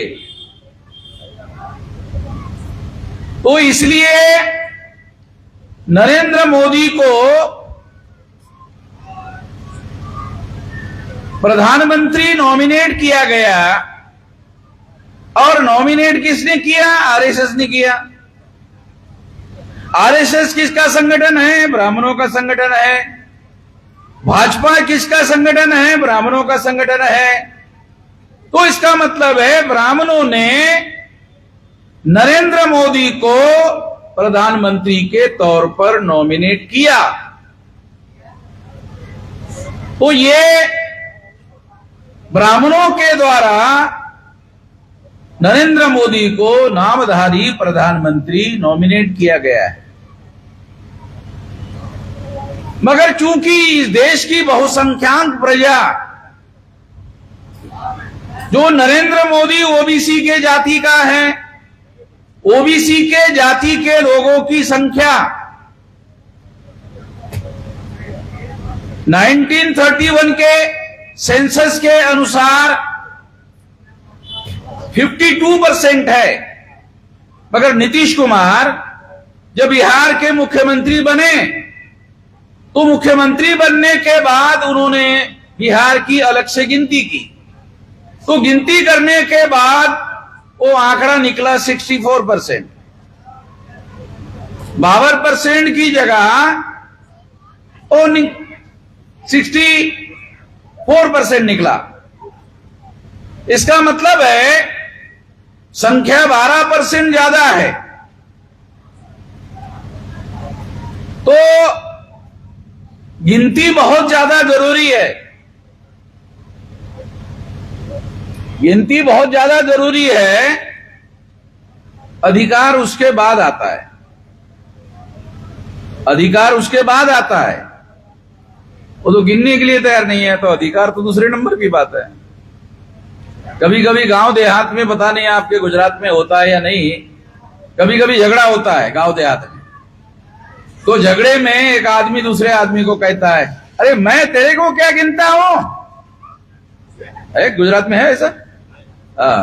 गुजरात में भी है। कभी कभी झगड़ा होता है तो झगड़े में एक आदमी दूसरे आदमी को कहता है, अरे मैं तेरे को क्या गिनता हूं। गिनना महत्वपूर्ण है। गिनना महत्वपूर्ण है। इसीलिए वो आदमी कहता है मैं तेरे को गिनता नहीं हूं। तो गांव में रहता है मगर तेरी गिनती तू है या नहीं है, हमारी गिनती में तू हो नहीं। तो साथियों, गिनना बहुत जरूरी है। इंसानों की गिनती होती है, जानवरों की गिनती भी होती है, जानवरों की भी गिनती होती है। पता नहीं आप लोग जानते हैं कि नहीं जानते हैं, जानवरों की भी गिनती होती है। बंते जी कह रहे कुत्ते की भी होती है। तो बंते जी मेरी बात नहीं समझ रहे। जब मैं कह रहा हूं जानवरों की गिनती होती है तो कुत्ता जानवरों में ही आता है। कुत्ता अलग नहीं है, वो जानवरों में ही आता है। बंते जी कुत्ते को जानवर भी मानने के लिए तैयार नहीं है। मैं बंते जी को अनुरोध करता हूं कि अनुकंपा करे, करुणा करे। करुणा करने की जरूरत है कि उनको कम से कम जानवर स्वीकार करे। साथियों, मैं ये आप लोगों को बताना चाहता हूं कि इस देश में जिन लोगों की संख्या 52% है सरकार के तौर पर मान्यता प्राप्त, और बिहार में ये 64% है। और यदि ये गिनती सारे देश भर में होती है तो संभवतः ये 64% का आंकड़ा निकल सकता है।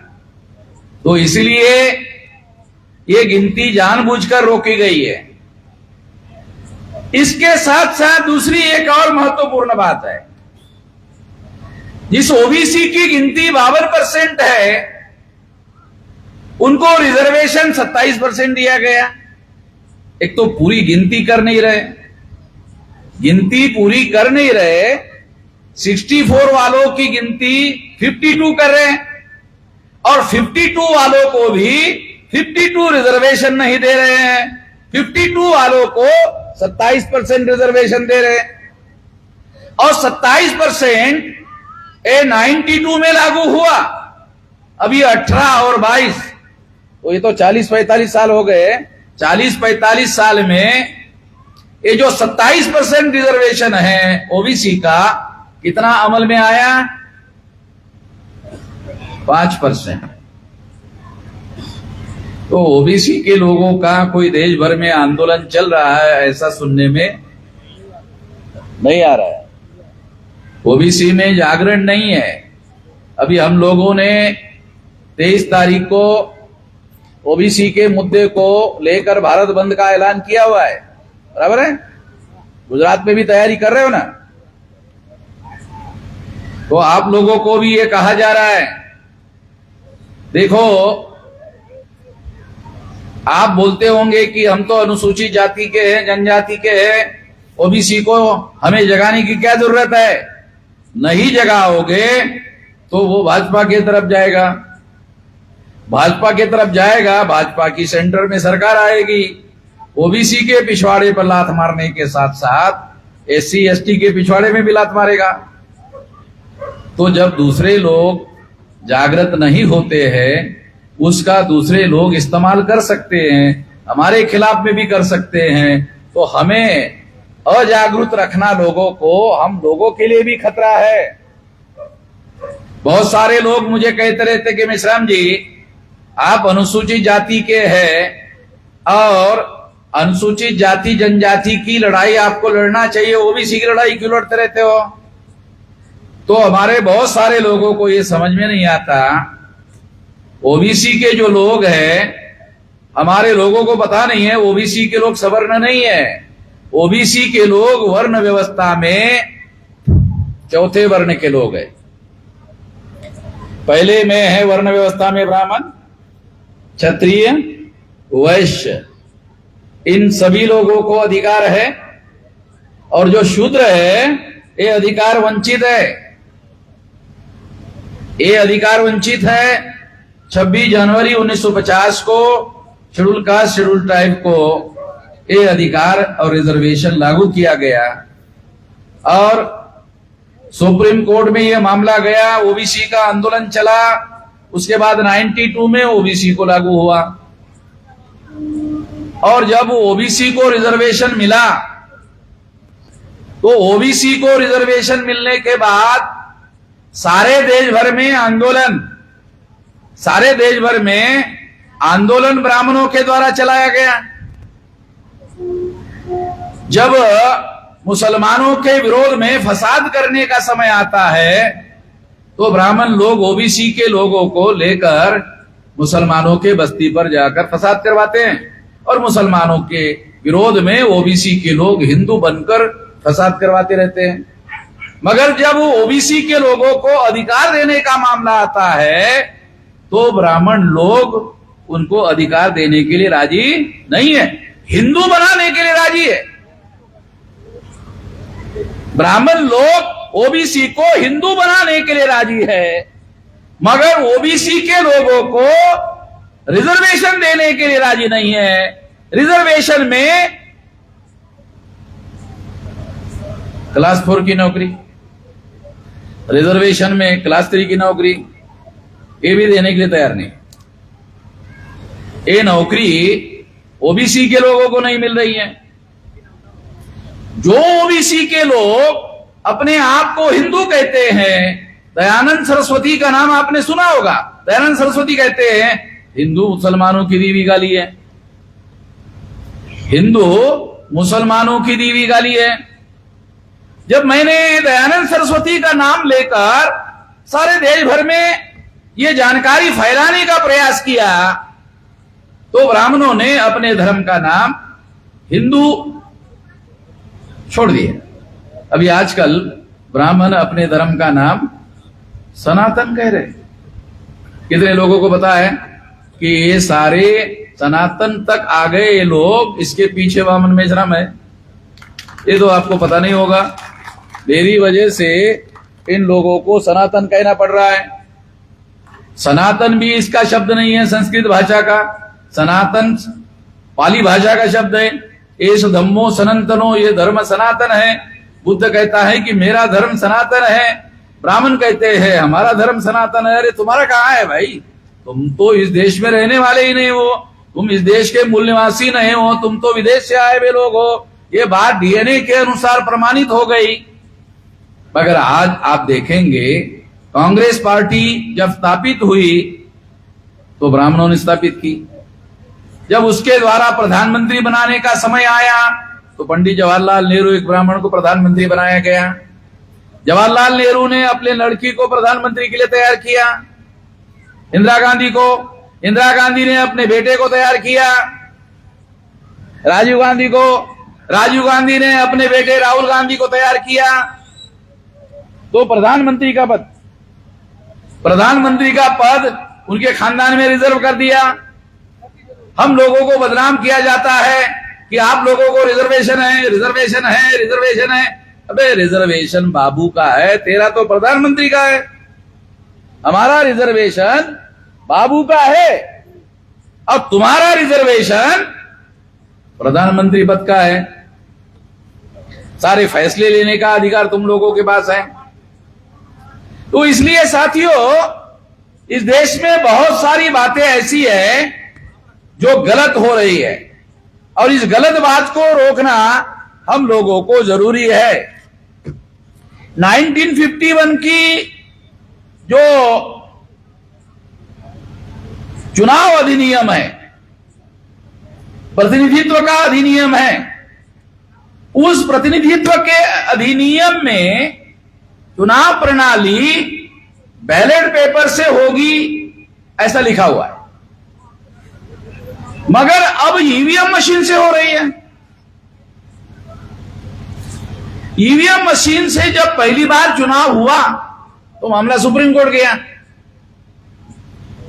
2013 में सुप्रीम कोर्ट ने फैसला दिया कि ईवीएम मशीन के द्वारा चुनाव करना असंवैधानिक है। असंवैधानिक है ऐसा सुप्रीम कोर्ट ने कहा। अब आप कल्पना कर सकते हैं कि ये लोग जो है ईवीएम मशीन, असंवैधानिक ईवीएम मशीन चुनाव में ला रहे हैं। ये टेक्नोलॉजी की बात है। ईवीएम जो है टेक्नोलॉजी की बात है। भारत से ज्यादा टेक्नोलॉजी में अमेरिका आगे है, जापान आगे है, जर्मनी आगे है। अमेरिका में, जापान में, जर्मनी में ईवीएम नहीं है। जो देश टेक्नोलॉजी में सबसे ज्यादा आगे है, उस देश में ईवीएम नहीं है। तो मैंने जानकारी की कि ऐसा क्यों है, क्योंकि वहां के लोगों को आशंका है कि ईवीएम मशीन में घोटाला हो सकता है। केवल आशंका है, केवल आशंका को आधार बनाकर ईवीएम मशीन को हटाया गया। कोई एविडेंस नहीं मिला, केवल आशंका के आधार पर। वो लोग कितना लोकतांत्रिक है, लोगों की भावनाओं को उन्होंने ध्यान रखा कि लोगों के मन में आशंका है कि ऐसा हो सकता है। उसी को आधार बनाकर अमेरिका में, जापान में और जर्मनी में ईवीएम मशीन को रद्द कर दिया गया और वहां पर बैलेट पेपर से चुनाव होता है। हमारा देश अमेरिका से ज्यादा पढ़ा लिखा है, ज्यादा टेक्नोलॉजी में है? नहीं है। अभी भी हमारे देश में ऐसे 70% लोग हैं, अगर उनको सिग्नेचर करने के लिए गांव देहात में पटवारी कहता ना, पाटिल साहब करो साइन, तो बोलता है, आपके गुजरात में भी पटेल होगा ना, बोलता पाटिल साहब करो साइन, तो पाटिल साहब बोलता है लगाओ शाही। तो ये पाटिल साहब की अगर ये हालत है तो बाकी सारे लोगों की क्या हालत होगी? तो ये स्थिति है, वहां पर टेक्नोलॉजी सही तरीका नहीं है। अगर आप टेक्नोलॉजी लागू करना चाहते हो तो जहां जरूरी है वहां लागू करो। हम लोग इस बात का विरोध नहीं कर रहे हैं कि जहां आम आदमी जिसको टेक्नोलॉजी का टी समझ में नहीं आता, उसको आप टेक्नोलॉजी के द्वारा वोट डलवाते हो और उसकी गिनती वो मशीन में जाने के बाद मशीन के अंदर क्या कर सकते हो, मशीन के अंदर जो आकाश में वहां जाते हैं, तो बॉम्बे में इसरो में जो उनका इसरो का जो सेंटर है वैज्ञानिकों का, वहां से रिमोट से चलाते हैं। चांद पर गया हुआ टेक्नोलॉजी वाला यान है ना, वो रिमोट से चलाते हैं चांद पर। अरे चांद पर गया हुआ मशीन को आप बॉम्बे से रिमोट पर चलाते हो। आधा किलोमीटर अंतर पर जो पोलिंग बूथ है, वो पोलिंग बूथ पर जो मशीन रखी हुई है उसको आप नहीं चला सकते हा? और जिलाधिकारी कार्यालय में जो मशीनें इकट्ठा की हुई है उसको रिमोट से नहीं चला सकते। कैसे नहीं चला सकते? चुनाव आयोग कहता है नहीं नहीं, हमने ऐसी मशीनें बनाई, उसको बाहर से कुछ नहीं कर सकते। अरे ये तो कहने की बातें है, केवल ये तो प्रचार करने की बातें है, ताकि लोगों में जो अविश्वास फैला हुआ है वो अविश्वास खत्म हो। मगर तुम्हारे ऊपर ही विश्वास नहीं है तो तुम्हारी बातों पर विश्वास कौन करेगा? असल बात यह है कि इस देश में जो बहुसंख्यांक लोग हैं, वो बहुसंख्यांक लोग, देखो SC ST OBC की संख्या कितनी है? 74.5%। SC ST OBC की संख्या है 74.5%। और अगर इसमें माइनॉरिटी के लोगों को मिला दो तो ये 90% है। अगर ऐसा है तो इन लोगों का राज होना चाहिए। स्थिति क्या है? रूलिंग पार्टी ब्राह्मणों की, अपोजिशन पार्टी ब्राह्मणों की। बीजेपी जाती है तो कांग्रेस आती है, कांग्रेस जाती है तो बीजेपी आती है। एक राजा राम है, एक सीताराम है, एक सीताराम है, दूसरा राजा राम है। राजा राम सीताराम, राजा राम सीताराम, राजा राम सीताराम। साला भजन गाने के अलावा हमारे पास तो कोई विकल्प है नहीं, हम लोग केवल भजन गा रहे। लोकतंत्र में हमारे हिस्से में केवल भजन गाने का काम है और कुछ नहीं है।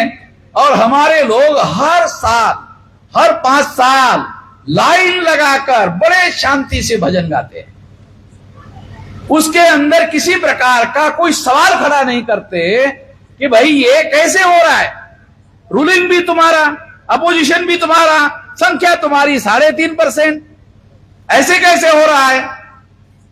तो हम लोग इस बात के बारे में सोचते नहीं हैं। तो सबसे पहले इसके बारे में बाबा साहब आम्बेडकर ने कहा कि हम वंचित लोगों की अलग पार्टी होनी चाहिए,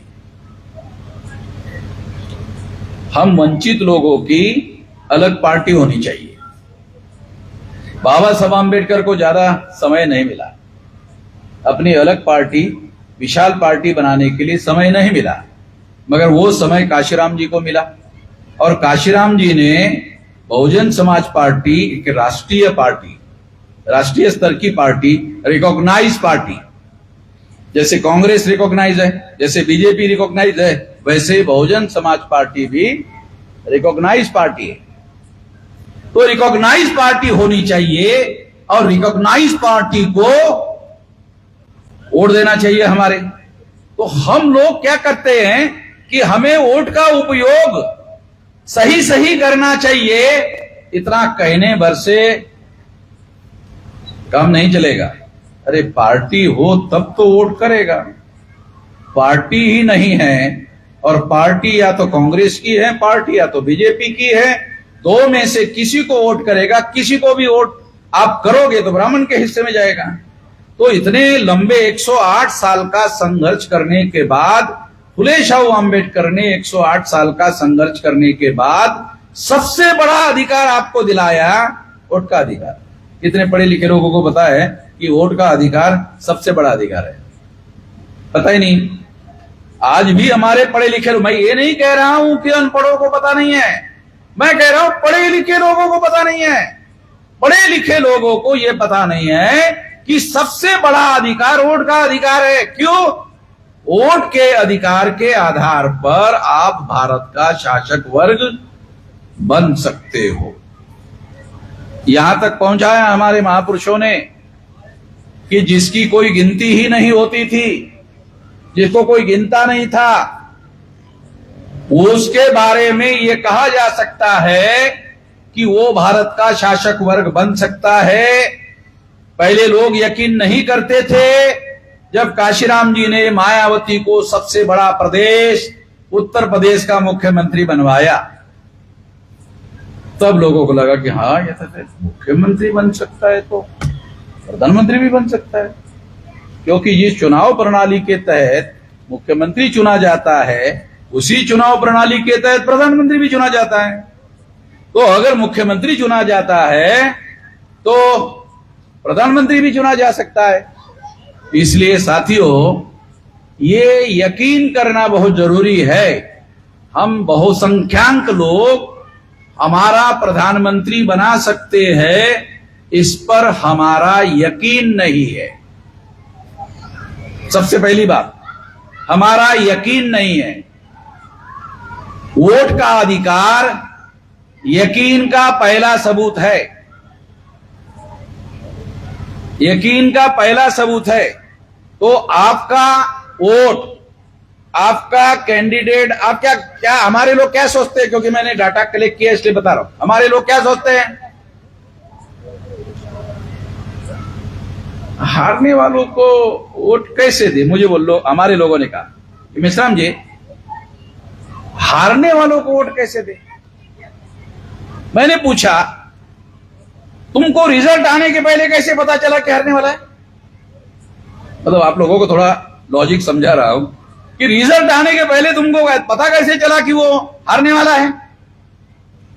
कहा कि अखबार पढ़ता हूं तो कांग्रेस बीजेपी दोनों की चर्चा चलती है, और जिसका ज्यादा प्रोपेगेंडा होता है तो हम घर में बैठे बैठे सोच लेते हैं, हाँ ये चुनेगा, बस ये चुनेगा, उसको वोट दे देते। तो इसका मतलब है जिसका अखबार में, टीवी में पब्लिसिटी ज्यादा होती है, जिसकी दीवार पर ज्यादा पब्लिसिटी होती है, जिसके पर्चे और पंपलेट में, वॉल पोस्टर्स में ज्यादा पब्लिसिटी होती है, हमारे लोग मानते हैं वो चुनकर आ रहा है। तो यूपी में तो ऐसा नहीं हुआ। जब मायावती को काशीराम जी ने मुख्यमंत्री बनाया तो वहां तो ऐसा नहीं हुआ। वहां उन्होंने कहा कि SC ST OBC के वोट ज्यादा है, और अगर ज्यादा है तो ये भारत सरकार का डाटा है, इन लोगों को उपयोग करना चाहिए। ये काल्पनिक बातें नहीं है, डाटा है भारत सरकार का। इसके आधार पर मैं कह रहा हूं कि आप अपनी सरकार बनाना चाहते बनाओ। तो इस तरह से वहां इस प्रोपोगंडा के आधार पर सरकार बनी।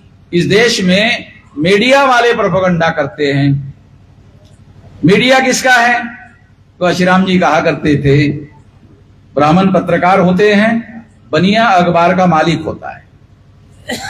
आपके गुजरात में भी यही होता है।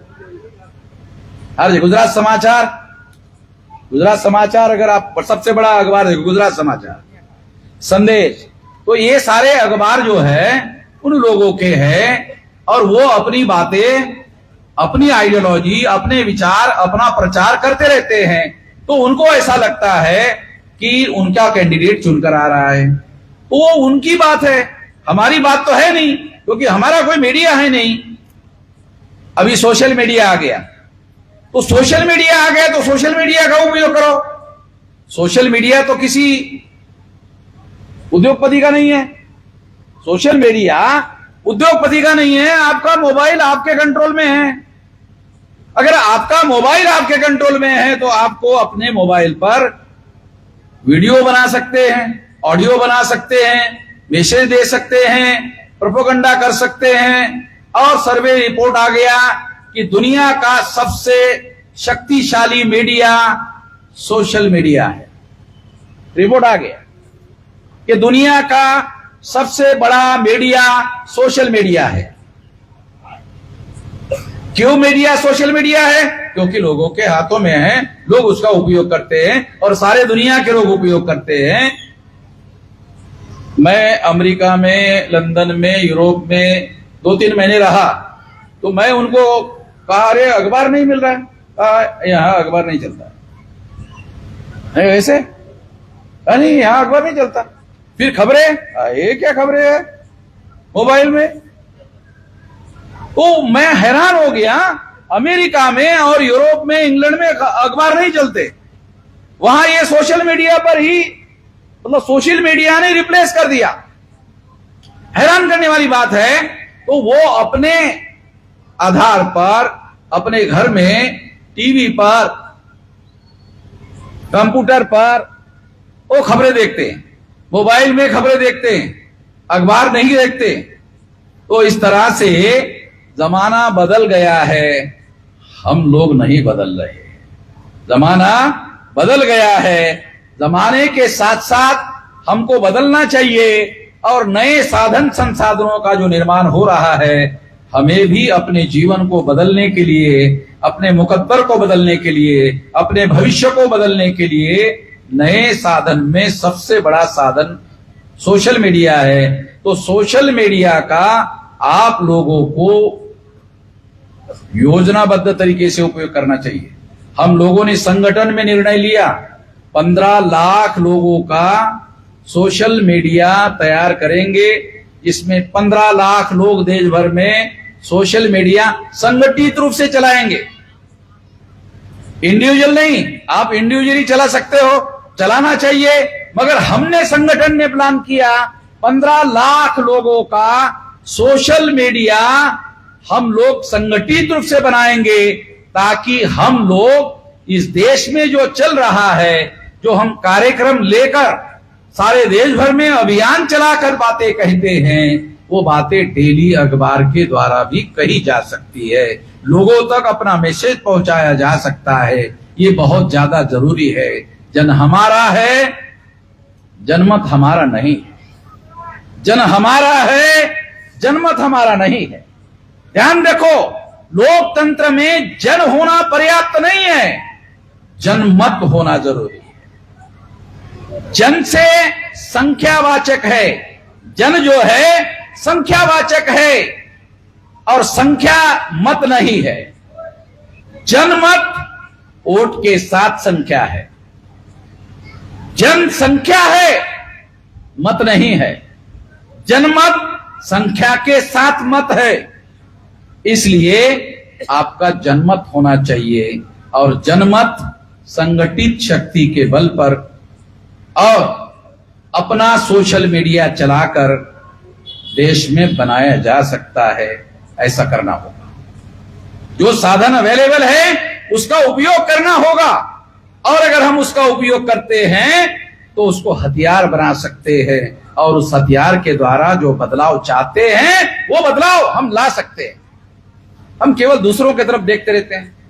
हम बीजेपी की तरफ देखते हैं, हम कांग्रेस की तरफ देखते हैं। अरे उनके पास तो 3.5% वोट है, उनके पास 3.5% वोट है, फिर भी रूलिंग भी उन्होंने अपना बना लिया, अपोजिशन भी अपना बना लिया। अपोजिशन का क्या फायदा है जानते हो? अपोजिशन का क्या फायदा है? सरकार जाएगी तो आपकी सरकार बनेगी। अपोजिशन का क्या अर्थ है? अरे सरकार जाएगी तो आपकी सरकार आएगी। अपोजिशन का भी महत्व है। बहुत कम लोगों को लोकतांत्रिक प्रक्रिया सही तरीके से समझ में नहीं आती। समझना जरूरी है, ये समझना बहुत ज्यादा आवश्यक है। हम लोगों ने, मैं 19 साल की उम्र से अभी इस संगठन बनाने का काम किया, 50 साल का लगभग समय लगाया, तो 32 राज्यों में 625 जिलों में संगठन बनाया, 32 राज्यों में 500 जिलों में फिजिकली जाकर मीटिंग किया। इतने लंबे समय में फिजिकली जाकर मीटिंग किया 500 जिलों में। तो नहीं किया जा सकता, मैं नहीं वाली किसी बात को नहीं मानता। हमारे लोगों का शुरुआत कहां से होती है? मैं लोगों को कहता हूं ये करना है, ये नहीं हो सकता। अच्छा ठीक है, ये करते हैं, नहीं ये भी नहीं हो सकता। चलो ठीक है, ये दो नहीं हो सकता, तीसरा ये भी नहीं हो सकता। अच्छा अभी आप बताओ क्या हो सकता है? नहीं, हम लोग कुछ करने लायक नहीं है। जिनका सोच ही कुछ करने लायक नहीं है तो वो क्या सोचता मालूम है? जिसका करने लायक कोई सोच नहीं है वो क्या सोचता है? जब कुछ होना ही नहीं तो करने की क्या जरूरत? जब कुछ होना ही नहीं है तो करने की क्या जरूरत है? फिर पीछा, फिर क्या करोगे? नहीं तो बीजेपी है तो कांग्रेस को चुनाव आएगा तो वोट दे देंगे। अगर वो हमको हाथ जोड़ के आया है तो उनकी बात को भी मानना पड़ेगा। तो हमारे लोगों की जो ये है बददिमागी की हद है। तो इसलिए आपके विरोध में आपके वोट के अधिकार का वो लोग इस्तेमाल करते हैं, आपको समझ में तक नहीं आता। अरे आपकी ताकत है वोट का अधिकार, आप दूसरों को ट्रांसफर कर देते हैं, आपकी ताकत। और आपकी ताकत दूसरों को ट्रांसफर करते वो ताकतवर हो जाता है। जब वो ताकतवर हो जाता है तो ताकत का उपयोग आपके खिलाफ करता है। वो हाथी की तरह ताकतवर हो जाता है और हाथी अपना पैर आपके सर पर लगता है, सर पर रख देता है तो आप चिल्लाते हो बचाओ बचाओ बचाओ। अरे तो हाथी क्यों बनाया नालायक? उसको हाथी क्यों बनाया आपने? उसको हाथी बनाया तो हाथी बनाने के बाद तो लात तो तुम्हारे सर पर रखेगा ही रखेगा, छोड़ेगा थोड़ी। तो इसीलिए ये हमारी जिम्मेदारी है, केवल मात्र हमारे ऊपर अन्याय अत्याचार करने वाले लोगों की पूर्णतः जिम्मेदारी नहीं है। संविधान में बदलाव करने का, संविधान में अगर कोई परिवर्तन आप करना चाहते हो, उस परिवर्तन को करने के लिए संगठित शक्ति निर्माण करना चाहते हो, तो बाबा साहब आम्बेडकर ने संविधान में आर्टिकल 19 में मौलिक अधिकार दिया, फंडामेंटल राइट दिया। केवल अधिकार नहीं, फंडामेंटल राइट है। तो सुप्रीम कोर्ट भी आपके इस अधिकार का हनन नहीं कर सकता। उसको केवल मात्र बाबा साहब आम्बेडकर ने सुप्रीम कोर्ट को आपके मौलिक अधिकार के रक्षा में रखा हुआ है। यदि कोई सरकार आपका मौलिक अधिकार हनन करता है तो सुप्रीम कोर्ट सरकार को रोक लगाता है कि नहीं? वामन मेश्राम को बोलने का अधिकार है, आपको रोक लगाने का अधिकार नहीं है। वामन मेश्राम को लिखने का अधिकार है, आपको लिखने के लिए रोक लगाने का अधिकार नहीं है। जब तक वो संविधान के आर्टिकल 19 का उल्लंघन नहीं कर रहा है तब तक सुप्रीम कोर्ट के पास भी पावर नहीं है। भारत सरकार छोड़ो, नरेंद्र मोदी प्रधानमंत्री है, खुदा है?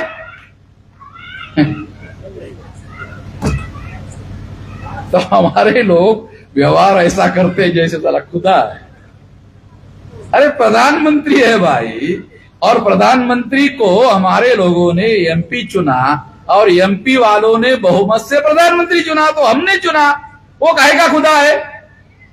वो काहे का खुदा है? वो तो हमारा चुना हुआ है, वो खुदा काहे का है? खुदा को चुना नहीं जाता, जो चुना लगाता है वो खुदा है। सारी दुनिया में हमारे लोगों को ब्राह्मण चुना लगाने के लिए भगवान का ही तो इस्तेमाल कर रहा है, क्योंकि उसको मालूम है ब्राह्मण के नाम पर तो ये चुना लगाने नहीं देगा, भगवान के नाम पर जरूर चुना लगाया जा सकता है। तो ब्राह्मण भगवान के नाम का इस्तेमाल करते हुए चुना लगाता है। तो मैं आप लोगों को ये बताना चाहता हूं कि हमारे पास संवैधानिक अधिकार है, संवैधानिक अधिकार है और मौलिक अधिकार है, फंडामेंटल राइट है, और किसी सरकार को उस अधिकार का उल्लंघन करने का अधिकार नहीं है, उस पर अमल करने का केवल अधिकार है। तो चाहे कोई भी सरकार हो, अगर अमल करने का हमारे फेवर में अधिकार है तो उस सरकार को डरने की क्या जरूरत है? उस सरकार के मुख्यमंत्री और प्रधानमंत्री से डरने की क्या जरूरत है? पार्लियामेंट में विरोधी पार्टी क्या करता है? प्रधानमंत्री का विरोध करता है। तो जनता को भी प्रधानमंत्री का विरोध करने का अधिकार है। तो हमारे लोग इस बात को नहीं समझते। अरे ये लोकतंत्र है, लोकतंत्र में एक पार्टी सरकार चलाएगी तो दूसरी पार्टी विरोध करेगी, ये तो संवैधानिक अधिकार है, फंडामेंटल राइट है। तो हमारे लोग इस बात से डरते रहते हैं, दबाव में आते रहते हैं। डरने की जरूरत नहीं है हमको। मुझे कुछ लोगों ने कहा कि मेश्राम जी आप गुजरात जा रहे हैं, तो नरेंद्र मोदी देश का प्रधानमंत्री है, तो वहां कैसे होगा? मैंने कहा देखो, ले लो मेरे साथ, मैं उधर गुजरात में ही नरेंद्र मोदी की हजामत करता हूँ और वो बगैर उस तरह की और उसको पानी लगाए बगैर करता हूँ, तुम मेरे साथ चलो।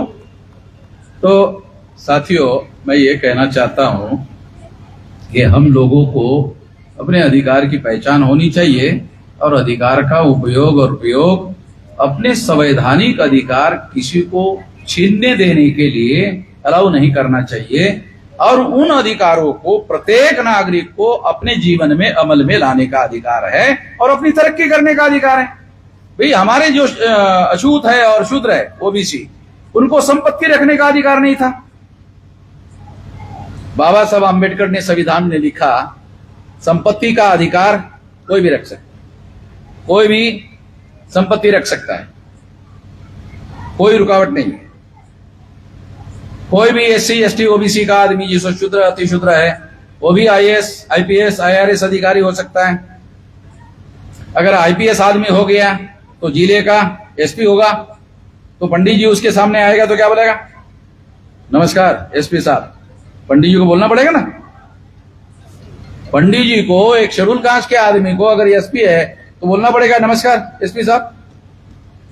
तो ये जो अथॉरिटी है, ये जो संवैधानिक अधिकार है, ये अधिकार बराबरी के अधिकार है। इस अधिकार का हमको पहले तो जानकारी होनी चाहिए, फिर इसका उपयोग और प्रयोग होना चाहिए।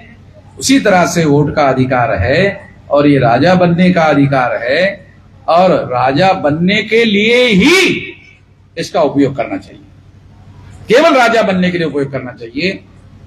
हारने वालों को तब तक वोट देते रहो जब तक जीत कर नहीं आता। तय करो, देखो, हारने वालों को तब तक वोट देते रहो जब तक वो जीत कर नहीं आता। देखो वो जीत के आ जाएगा।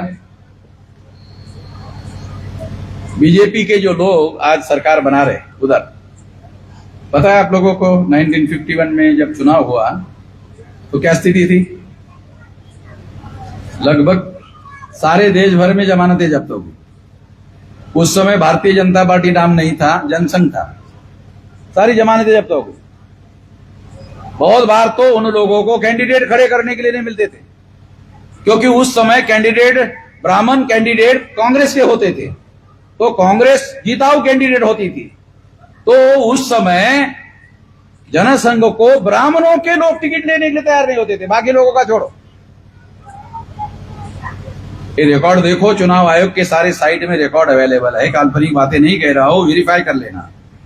तो इसलिए साथियों, हम लोगों को जो जानकारी है उस जानकारी का उपयोग करेंगे तो ज्ञान होगा, जानकारी का उपयोग नहीं करेंगे तो खाद भी नहीं होगा।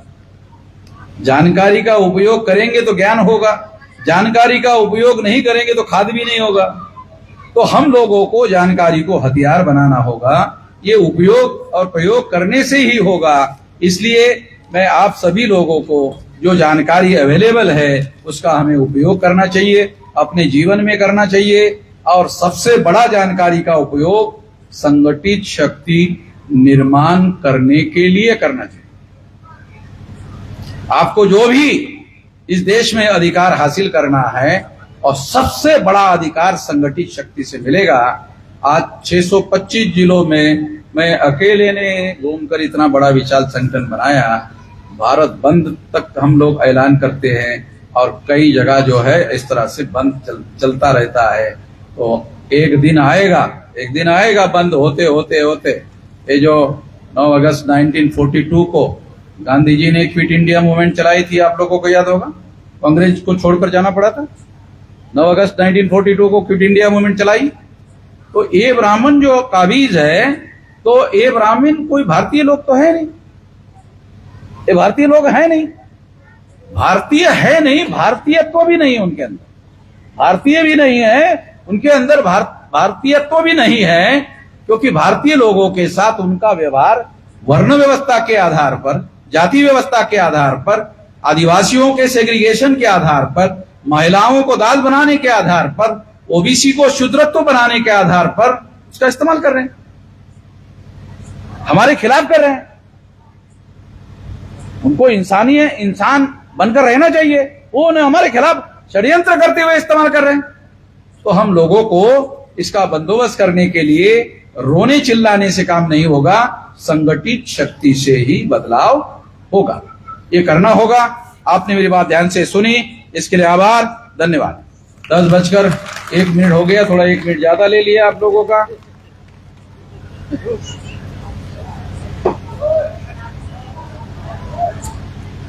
ખૂબ ખૂબ આભાર માનનીય વામન મિશ્રમ સાહેબ। કાર્યક્રમને આગળ વધારતા હા, પહેલા એક ખાસ સૂચના, અહીં ઉપસ્થિત તમામ મહેમાનો આમંત્રિત લોકો માટે જમવાની વ્યવસ્થા કરી છે। એ કાર્યક્રમ પૂર્ણ થયા પછી જમવાની વ્યવસ્થા પાસે ચાલુ થઈ જશે। કાર્યક્રમની આભાર વિધિ માટે માનનીય ગીતાબેન રાઠોડને બોલાવીશ। ગીતાબેન રાઠોડ આવી આપણા કાર્યક્રમની આભાર વિધિ કરશે।